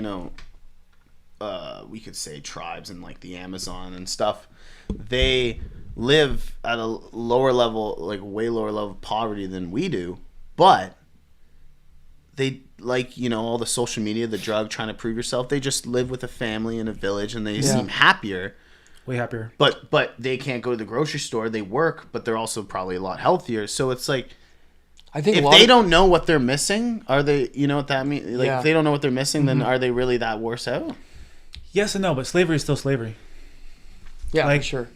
Again, you're in China and it's like, these phones thousands of phones are passing through your hands. You're getting paid $2 a day. Like the average amount of money people make in the world is $2 a day. Yeah. US, $2 US a day. That's crazy. That's like 6 days a week. That's like $52 a month you're making. That's wild. Right. Yep. And to them, and they're depending, it's relative because there's cost less to live where they are. Sure. But I could tell you a fact though. This is one of the things that I don't like, or the reason why I travel the world, is because I don't like being extorted. I feel like the world is bracketed off into two kinds of people: the sheep and the wolves. Mm-hmm. It has a negative connotation to be a sheep because it's kind of based on religion in the sense of Christianity. Like, you don't want to be a sheep and like follow the herd and stuff like that. But in this analogy, what I mean is the sheep are the people who basically just want to live their lives and be like regular people. Graze. Yeah. They just want to graze. There's grass everywhere. They just want to live peacefully, and they want their kids to be well off, protected, and go to schools and live their life. Yep. The sheep. Yep. But there's a certain amount of wolves, and the wolves need to feed on animal. Yep. Need to feed on sheep, and they're cunning as fuck. And there's certain wolves, and those are like the billionaires and whoever the tie-in business holders. They're cunning as hell, and they need to feed on the sheep. And the thing is, the sheep need to kind of just want to live in their lives. My life has been, I don't want to be a sheep, and I don't want to be a wolf. Yeah. I don't like to be a wolf either, because the whole mentality of a wolf is eat or you'll get eaten. Yeah. Mm-hmm. And I don't want to do that because I'm just perpetuating the whole system again. Yeah. I'm just continuing the same scenario. I don't want others to be enslaved and beholden to these same things that I don't think are great. Yeah. So that leads me to be an observer. So I've traveled the world being an observer of reality. And I'll tell you one thing. Here's an example. To live in downtown Toronto, it's like, or even Mississauga, or anywhere around there, it's like $2,000 a month for a one-bedroom apartment. Yeah. $3,000 a month in downtown Toronto for a one-bedroom apartment, or more. If you go to Egypt, you could get a one-bedroom apartment for $100 a month. Yeah. Insane. In like Alexandria on the Mediterranean. Right. Yeah. Where like Great Alexander the Great founded. Yeah. That's It's like wild. it's beautiful there. Yeah. I've been there. It's fucking gorgeous. Yep. And like I'd rather live there. Yeah. But the thing is, it's in balance to how much money they make there. They make less money there because their government's corrupt as hell. It's like a military government, so they don't make that much. So it's $100 a month. It's one of the lowest in the world. I think I looked at stats a lot, but Pakistan is like the lowest in the world. But like Egypt is like number 2 lowest, like cost of living, lowest in the cost of living in the world. Right. But I'd rather live there because the lifestyle is much more freeing. Right. And you pay much less, especially if you take. Like if you work online, you make digital money online. Right. You bring that money over there. You're living like Yeah. a king for $100 a month. Yeah, yeah. If you're working remotely and you're getting Canadian dollars in exchange for your time, and then you're living in Egypt, like it goes a long way. Yeah. But you can't participate in the local economy as far as work. Like if you worked within the streets of Egypt and you were some kind of vendor or in some kind of industry in Egypt, it wouldn't work, right? You get paid pennies. You get paid pennies. So you have to be able to make American dollars, some kind of currency outside of Egyptian dollars, right? But they like it too. I think of it as international arbitrage. You make thousands of dollars over here in some form or whatever, who people are paying more or giving more for that ability. Right. And you take it to somewhere else where they make very little. Yeah. And then you dole it out there and you're expanding that. Yeah. But it also causes gentrification and a lot of problems in other Right. places too. So it's kind of difficult to like live an ethical way. And like what I'd like to do is I go around the world to different places, like expat communities. Essentially, the future I think is no longer, I don't believe in nations. Yeah. I think it's kind of ridiculous that so many different people and so many different kinds of people in an area all think, like right now what we're seeing in all this divide of left and right politics is people have such a vast way of seeing things that they can't live all together. It's like it used to be America or Canada or any places like in the West was all Christian white people for the most part that had a very specific same way. That homogeneity leads to a lot of like peace and consistency and the similarity. If you look at the Middle East, it's very homogeneous and very peaceful because they're all the same. It's very much like if you go to Dubai, it's like it's all Muslim people. Yeah. Very Same values. Yeah. They think the same way. Yeah. When you get more people, they mix either really culturally, racially, religiously. It's gonna create some tension. Yeah. But it's gonna create a lot more tolerance. Like Right. when I grew up in a small town. Well, not a small town, but when I grew up in the school, all my friends were from everywhere. Like I had a mixture of everybody from everywhere. I didn't know the difference. To me, it was all the same shit. Yeah. And like that has led me to believe like there's no difference in people in the world, and I've noticed it from experience in the world that everybody's the same. And when you go places, like everybody literally is the same. They just their circumstances are different, but the desire is all the same. Sure. But as that mixes, it's realized like if you go to the U.S., California is known for being massively liberal and massively progressive. Yep. So if you want that, you go there. Yeah. You're willing to do it. That's what you believe in. You go there. But like if you look at Texas or Florida. Yeah. you get a different experience. Sure. That's what you want. You go there. Yeah. But I've been going around the world to these what they're called expat communities, and what those are really just immigrants that call themselves expats. Yeah. Literally, you're an immigrant who living in another country. Yeah. You Yeah. know, white immigrants call themselves expats Yeah. because they don't want to be seen as immigrants. Yeah. That's not a thing here, but if white people go to China or Japan or something, yeah. It's funny though. That is funny. I never really thought about that. That is funny that they do that. It's like they don't want to be called an immigrant or an alien. They want to be called I'm an an expat. expat. It does sound way better. It's like, oh, that sounds. expatriate. Yeah. Yeah. That's It hilarious. literally means you're an immigrant from like somewhere else. That's just what Western people that go to other countries they call themselves. Yes, exactly. I never really thought about that, but that's actually hilarious. It is literally. That is funny. Only Western though. If you're from the Middle East, you're a goddamn immigrant. Yeah, you come to Canada, you immigrants. Well, why can't we call ourselves expats? No, you're immigrants. No. That's funny. Why don't people call each other immigrants? Yeah, you emigrate to another country. That's technically what you are. You're emigrating. No one uses that. No, well, they did in the past, but now everybody just think this expat term has become a thing. It's just become I don't know. It's just become a thing. But it's trendy. mostly Western people that call themselves expats because they don't want to be seen as immigrants. Literally. No, because how they think about immigrants is almost in a negative light, right? Exactly. So they don't want to look at themselves in that same light. I'm an expat. Yeah, exactly. It's like, is. oh, I'm way cooler, but it's yours. How dare you call me an immigrant? That's right. Well, are you from here? No. Well, did you move here? Yeah. That's where you are. It's that same Instagram thing. Basically, it's like hashtag expat. Like, I'm not an immigrant. They have to make people know, like, you got to be aware that this is what I am. Yeah, but I believe what's my favorite form of government is called anarcho-syndicalism, which is basically it's got roots in anarchy. Yeah. Anarcho comes from anarchy. Syndicalism is basically the people in the area deem to decide what is needed in the area. So imagine people in the factory are in charge of figuring out what's going on in that factory. Yeah. Literally, I'm living here. I'm working here. I should have a say in what I do in this place. Sure. Not like somebody in Washington or in Ottawa doesn't know what's happening in Saskatoon. No. Why should they have a say what's actually happening there? No. And that's why there's rules for this. Like there's like provincial governments and there's like local governments. Those are the representatives you're supposed to elect to go. Yeah, but representatives means what? They're corrupt as fuck. Yeah. Like that's the problem. The system is made for incentivization, corruption. Yeah. Think about it. Like it's literally who pays the most gets the most. Yeah. No, I know what you mean. I think I kind of like that idea. I think it probably has its own issues. That's what Marx actually was going for. Sure. I think it's got its own issues. Maybe. I mean, I don't know if you have some kind of national defense system involved in that somehow, but you still have to have like.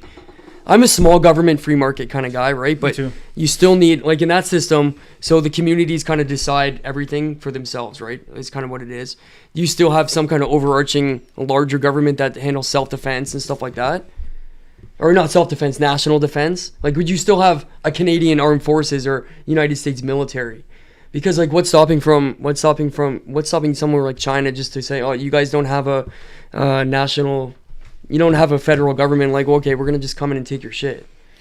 Yeah, this is kind of the way it used to be. I feel like back in the day there was all these small kingships and townships, and they were all there, and they just had different. Like if you look at Europe, there was like hundreds or thousands of little hamlets, and stuff like that, villages, and it works as long as people don't want to take anybody else's shit. Yeah, as soon as people start wanting to conquer somebody else's resources, it all falls apart. But that's inevitable. I know. That's the thing. We have to change the way people think. Yeah. But would you not say that's would you not say that's like a utopia? I think it sounds great. Because for the dawn of time, that's what people do. Yeah. Maybe that's just human nature. I don't know.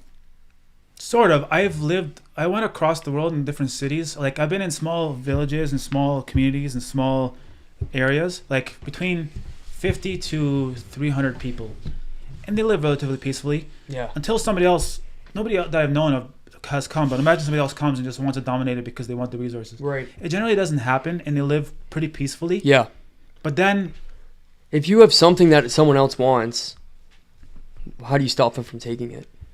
That's where nation states came in, because there used to be empires before that. Yeah. Kingdoms. Yeah. And like they dissolved in World War I. Literally, World War I was empires fighting nation states. Yeah. Essentially, the ideas. Yep. And coming out of that, German Empire, Austrian-Hungarian Empire, and the Ottoman Empire. Last three empires. Russia.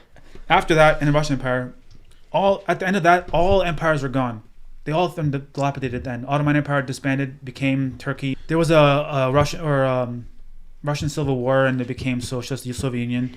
And Austrian-Hungarian Empire disbanded, it became nation states. And German Empire disbanded, it became whatever it was. Yeah. But that's the end of empire, and nation states began. And that was like, what, 100 years ago? Yeah, 100 years ago. Yeah, exactly. 100 years ago. 105 years ago. Yep. And we haven't had anything since. But I think the future is breaking it down more in areas that people have more in common with each other, rather than these huge, like, imagine 350 million people across the U.S. How many of them have anything in common? Oh, yeah. Agree. Especially now with the amount of immigration, globalization, like, and then it's inevitable. It's inevitable, yeah. And I think you're dead right with that, because you got, like, not to harp on Trudeau, but you got a prime minister that I would say majority at this point, the majority of the country doesn't agree with what he's doing, but he's so set that he's doing the right thing. But the people in the streets are like, well, this is not what I voted for. You know what I mean? So you're right. Like, he's not representing most people, but in his head he is, right? And I think that's a huge issue, because you got 30 plus million people. I don't even know who he thinks he's representing. Well, at some point, people agreed that this could be a good leader 8 years ago or whatever. People are like, all right, I like what he has to say, and he's got these things, and I agree with it. And then obviously 2 terms or whatever later, it's like, all right, maybe we don't agree with you anymore. But if you watch an interview with Justin Trudeau where they're voicing this to him, he's saying, like, no, like, this is, it's all good. Everything's fine. We're all good. Everyone's happy, right? We're doing what we need to do for Canadians. I made this promise to Canadians. And I think that's kind of what it's like. What you're saying is he's representing us, but not, right? Like, he thinks he is, but he's not, kind of thing. But in theory, if you look at his stuff before he got elected, and when was he elected? I don't know. 2015. I don't even pay attention. 2015, I think. His campaign stuff back then, it was a completely different person. Yeah, I agree. And like, if you look at his history, you look at how much he was involved in the World Economic Forum and being part of the young leaders situation, and how much Cynthia Freeland is involved and as in a board of the World Economic Forum. Yeah. It makes you really wonder, like, it costs like $100,000 a year to be a member to World Economic Forum? No, I didn't know that. Yeah, who do you think pays for that? Yeah. You think he pays? Yeah, no. That's taxpayers' money, yeah. For both of them? For sure, 100%. And do you think that they have the interest of Canadians in heart or the interest of... greed? What the World Economic Forum wants? Yeah, 100%. Like, I remember this one. You guys know... what's that independent news in Canada? There's... Nice. Rebel News, or the other one. Let's say Rebel News. Yeah. The last World Economic Forum last year, they went to go interview her, Freeland. Yeah. She was there. Okay. He went to go interview her and ask her questions like, a little bit of conflict of interest of like, you're on this board of the World Economic Forum, but also the Canadian finance minister or whatever. Yeah. She saw him and she turned around and ran the other way. Wild. Like that, like that's just like, if that's not a dead sign, like, you know what I mean? Like, you're avoiding this conflict, you're avoiding these questions. The Canadian people want answers about these things, and you're just like, oh, blinders. You don't need to know. Don't ask, don't tell. What we say is the rule, and that's it. Do you guys watch documentaries? All the time, yeah. Most of them are U.S.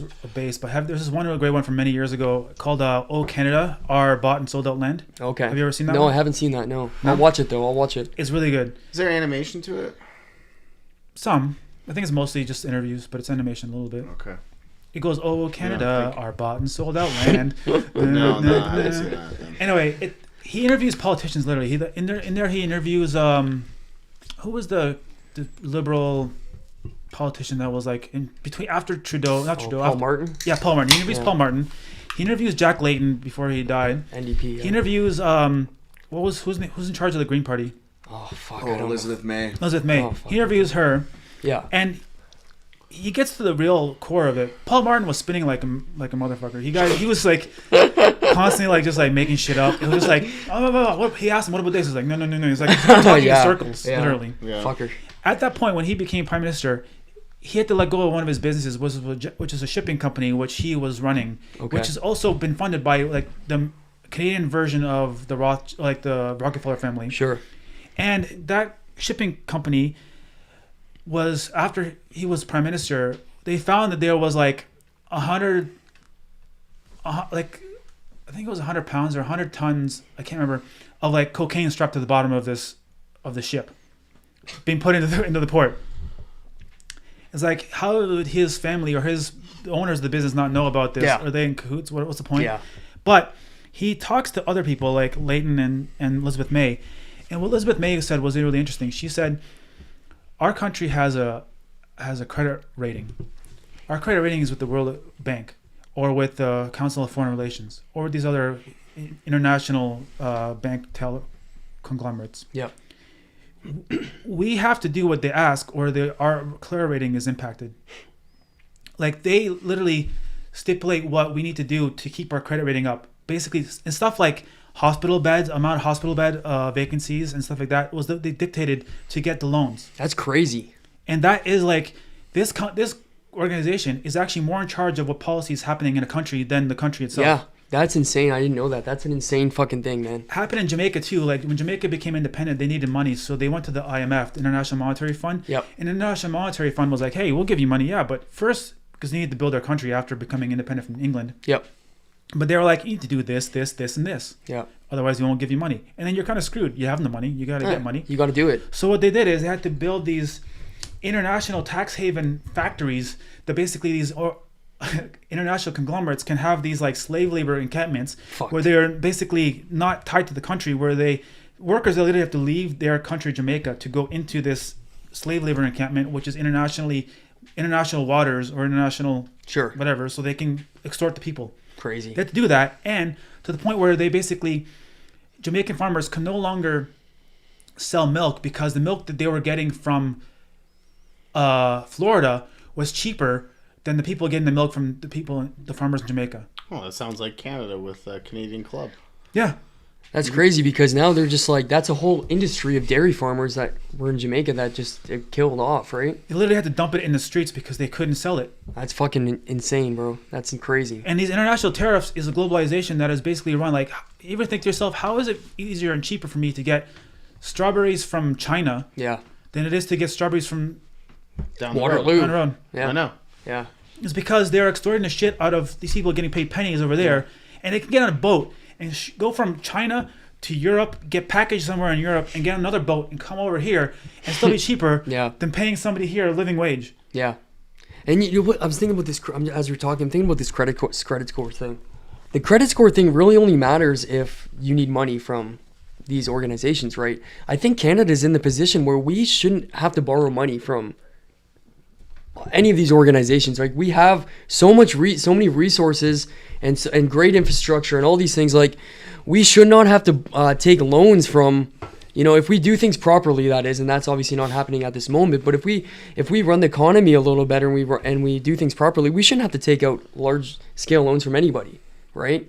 Like, okay, you can say what you want about the oil sands, right? But like, that produced tens of billions of dollars in revenue a year, right? Tax dollars and all these things. Like, we shouldn't, and you know, it's resource rich, and it's not operating, right? It's a resource we're not taking advantage of, and that's a whole nother environmental question, whatever. But let's just assume that it's environmentally neutral. Like, these are resources that we could take advantage of, that we should never have to borrow money from any other country or any organization, right? Yeah, but every country in the world is in debt. No, I know. Then that's the insanity Who of are it. they in debt to? What is that? It's such insanity to me. And who, if we decide not to pay it, what would be the ramifications? Well, yeah, are you gonna come and take it by force? No. Like, how are you gonna get your money? Like, we have to concede to certain things for you to get your money. Well, what if we say, like, fuck you and your money? We're not paying it back. That's what Greece did. Yeah. Greece has. That's what Iceland did. Yeah, I mean, well, let's do that too. Let's do it. I'm down. Let's do it. Whatever it takes, let's do it. Let's gain some independence from from WEF and all these things. But then you're kind of on your own. Technically, that's what happened to Cuba. That's why Cuba is so dilapidated, is because all the sanctions that were put upon them, they are essentially floating out there in their own self. Yeah, right. Like, they are self-sufficient, have to become self-sufficient. Yeah. That's why it's like the way it is. I guess they disbanded themselves from this system. I guess to that point, yes. Like, if we did the same thing, or Venezuela is another great example, and it's a complete disaster. If we did the same thing, right, and we said, all right, we're not doing this anymore, we're not participating in that anymore. I mean, yeah, the U.S. isn't going to stop, right? Like, say they don't get on board with that, like, yeah, they're going to be sanctions against Canada, right? I would assume, right? Like, what do we have that they need that bad, right? I don't know. Well, that's the kind of way it works. It's like, if you don't want to play ball, all right, we'll sanction you. Let's see how much you can survive on your own. Yeah. It's like, basically, we'll make you suffer and pay until you come back and need us. So then why is our government saying we're going to move away from fossil fuels, go to electric cars, but we have resource rich with fossil fuels? It's like they're just trying to fuck this country even more. That's more of a political agenda, because like their whole if you describe politics in general, like politics is horrible because it's division. Essentially, people, instead of looking at like what is similar about us or what we have in common, you look at what separates our differences, makes us different. Essentially, like our viewpoints. Right. And the progressive left. I've been thinking about this. This is also my book. I think a lot about this. The benefit of like doing whatever I want is I have a lot of time to think about things and also observe the world.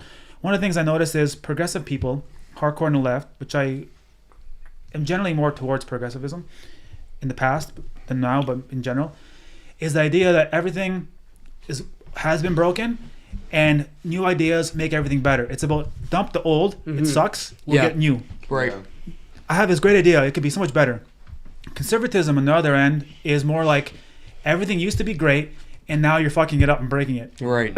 Yeah, I think that's a good simple description, yeah. And usually somehow connected to Christianity at some point, in some way. Which is the thing I actually don't like the most about conservatism. Yeah, but it's also not only here. In this country or this area, it's Christian conservatism.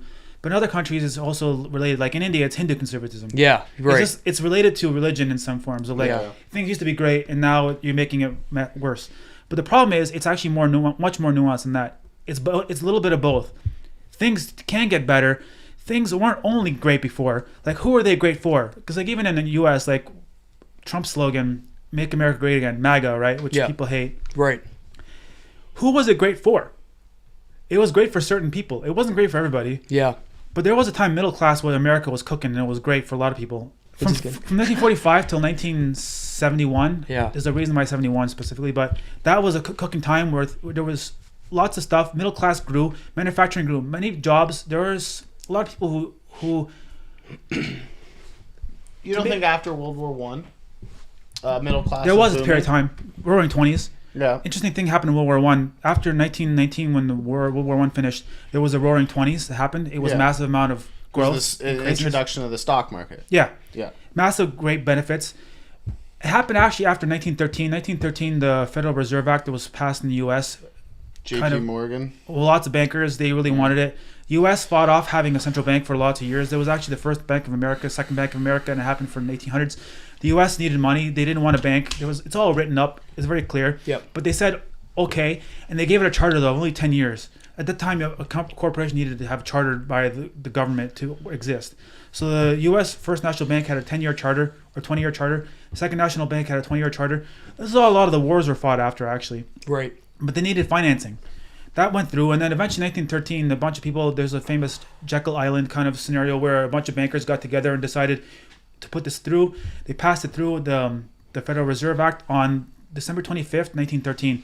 When there was nobody in Congress, they kind of pushed it through on this like last minute vote when there was nobody in attendance. Yep. And since then, everything's been fucked. The idea of it was, we'll protect the bank runs and the banks by having a central bank that protects people from having these high and lows. Right. But what happened after that? Roaring 20s, stock market crash, Great Depression, the worst depression ever. Yeah. 1929, stock market crashes, but it's supposed to be protected. So how did that happen? Yeah. Yeah. But the weird thing is, the whole world is in a big depression, right? But what happens? Hitler becomes the leader of the Communist or the Nationalist Party in 1922. National Socialist Party. 1932. And then for some reason, a lot of money gets invested in Germany. A lot. Between 1932 and 1939, when the war started. Well, no, because he stopped paying the reparations. He did, but like a lot of money was invested. All these corporations in America started like funding. They didn't want to be associated with the Nazi Party. Like Coke stopped selling Coke. They made Fanta. Yeah. Right. GM stopped selling cars. They made Volkswagen. They made Opel. Volkswagen was Germany. Hitler created Volkswagen as the people's car. The Volkswagen Bug was his first car, like the people's car. He designed it or something? Yeah, like he designed it, but he commissioned it, essentially. And then he made the Autobahn. Yeah. As like it was actually meant to get cars, like get equipment across the country. But even then, I'm saying that GM didn't stop selling cars. They just changed the Opel and kept selling cars during Nazi Germany. IBM sold the machines. There's a famous photo of Mr. Watson, the IBM founder, sitting with Hitler.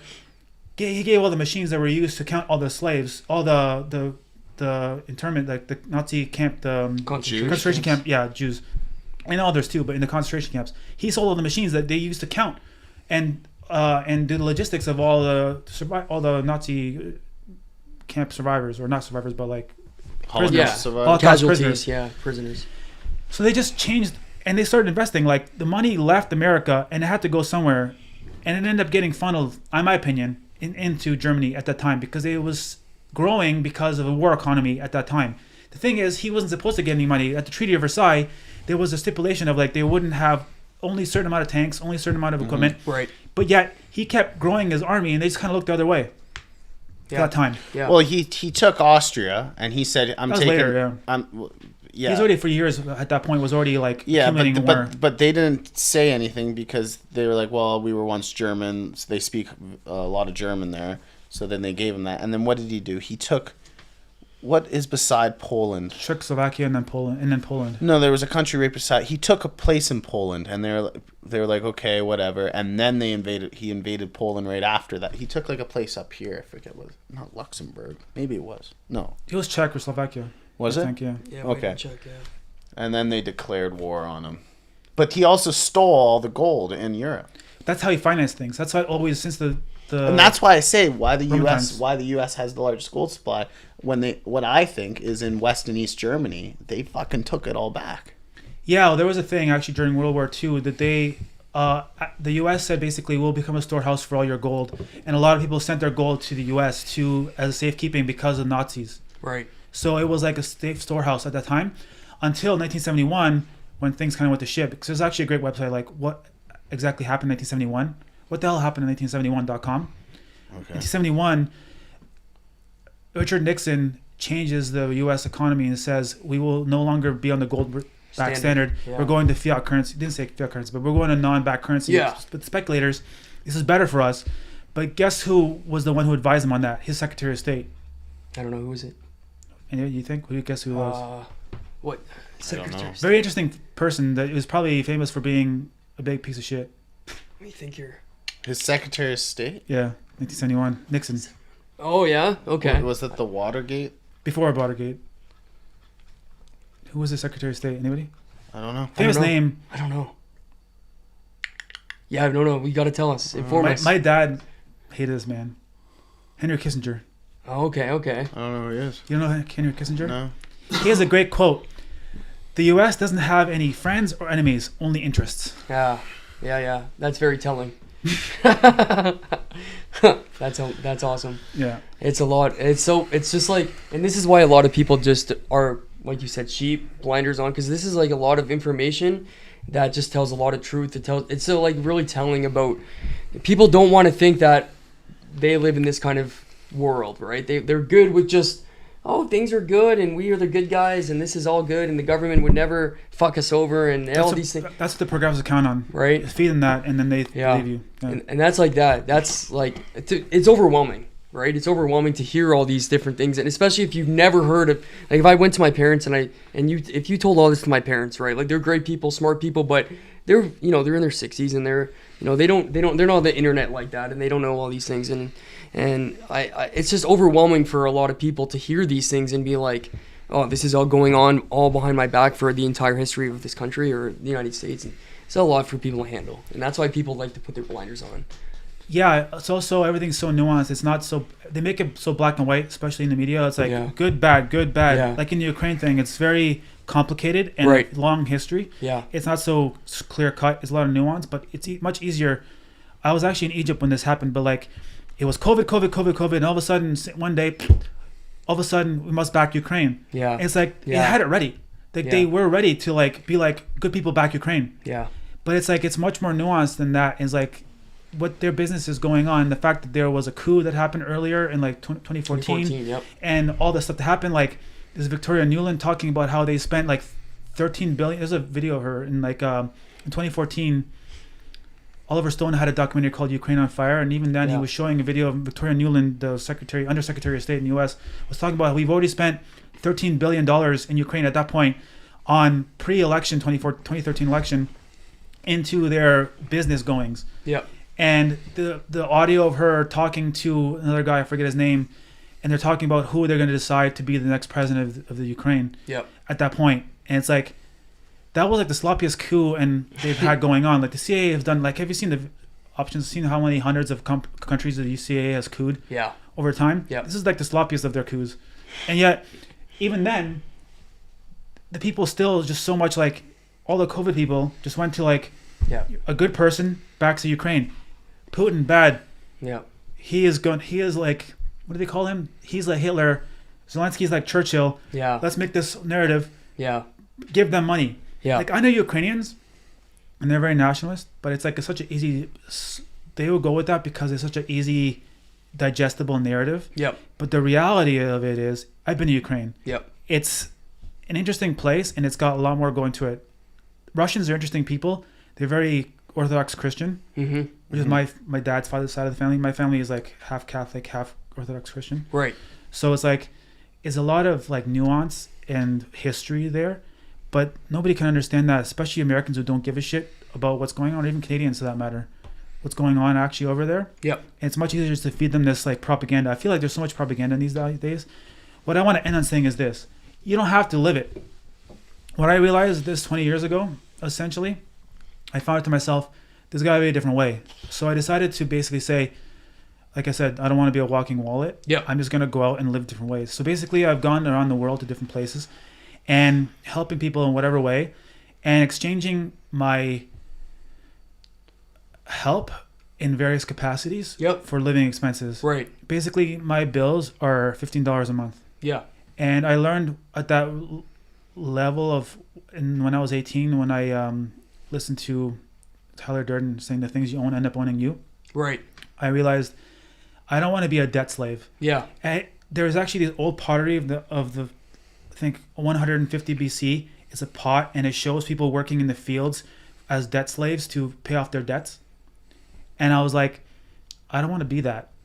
And I'm going to decide to, instead of being, even this whole thing, like there's this, I don't know if this is legend or true, but I read that the dollar sign, the S with the two lines in it, is an ancient hieroglyph for a whip. No, is that right? Okay, that's funny. That was like in Egypt. Yeah. It's the idea of like enslavement of like the whip. The money is like this whip symbol. Emblem. Yeah. And when I heard that a long time ago, I was like, yeah, it is. Right. Like, I don't want to live that. Yeah. And so I decided I'm going to go other places and I'm going to help people. And there's this great websites you can go to. There's either spiritual communities, because along this path I became very spiritual and decided that there's a whole other topic of stories, but like, this is my main goal, my main focus, sharing joy. And I meditate like an hour to 5 hours a day. Right. Generally, now it's at an hour, but usually it's been in the 5 hours in the past, to find self and to go out there and help. But there's a lot of places you can go, and anywhere on the world, and offer your services, and people will either pay you or give you money, or you'll find a way. And if you don't want to live this life, there's many opportunities, and you don't have to live this life. Nobody says you have to, unless you feel like you need to be enslaved and part of the system. But like, my big focus in life is, what do I give my energy to? My physical energy, my mental energy, my spiritual energy, whatever that means to you or to me. It's important what I give it to, and that's what I focus on. What I give energy to isn't really important. And like physical energy, mental energy, sexual energy, spiritual energy. But like, sex cult aside, I like to give my energy towards things that I think really matter. Even that is making people feel really good and loved, it's got positive and loved.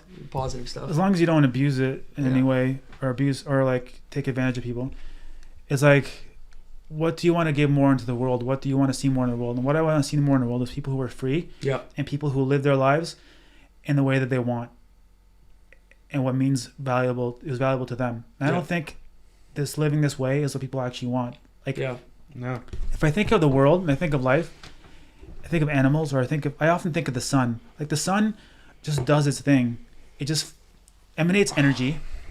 It doesn't have to go to a job. It doesn't have to do anything. Like, why do we have to go to something to work, to make money, to eventually pay for something so that we can live? I imagine like people were better off like hundreds or thousands of years ago when they just had a farm and just lived. Yeah. Wake up every day, do your thing, live your life. You're not chasing some insane the rat race. I like how you went full circle. Yeah, I was thinking in my head, I'm like, this just came all the way back to the beginning, which is this is actually a great way to end this. But I was thinking in my head, I was going to say that, you fucker. I was going to say that you just came full circle on the whole thing, right? Yeah. We started off kind of with that, and now you kind of came back to it after our long tangent of capitalism, consumerism, iPhones, and Ukraine. It all kind of came back full circle, but we just hit the 2-hour mark right now. I'm surprised that battery has made it. So we're going to go ahead and wrap this up here. Fucking amazing conversation. I think was really well done, and everyone kind of got to say their piece, which is cool. We would love to have you back again at some point, because this I don't know if my computer can handle 2 hours, but we're going to find out. I might put this into 2 parts. We'll see how that goes. But do you want to plug social media or anything, if you want to go ahead and plug it?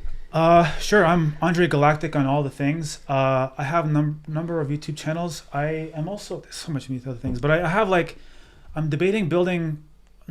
started kind of like a not-for-profit music label.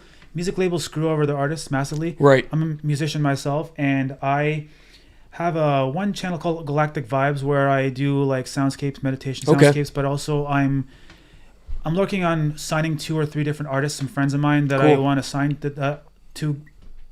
Basically, all the labels do is there's digital distribution now, but there's no digital source of like marketing or spreading awareness of people. Sure. So basically, all a label does is spread awareness of people. Yeah.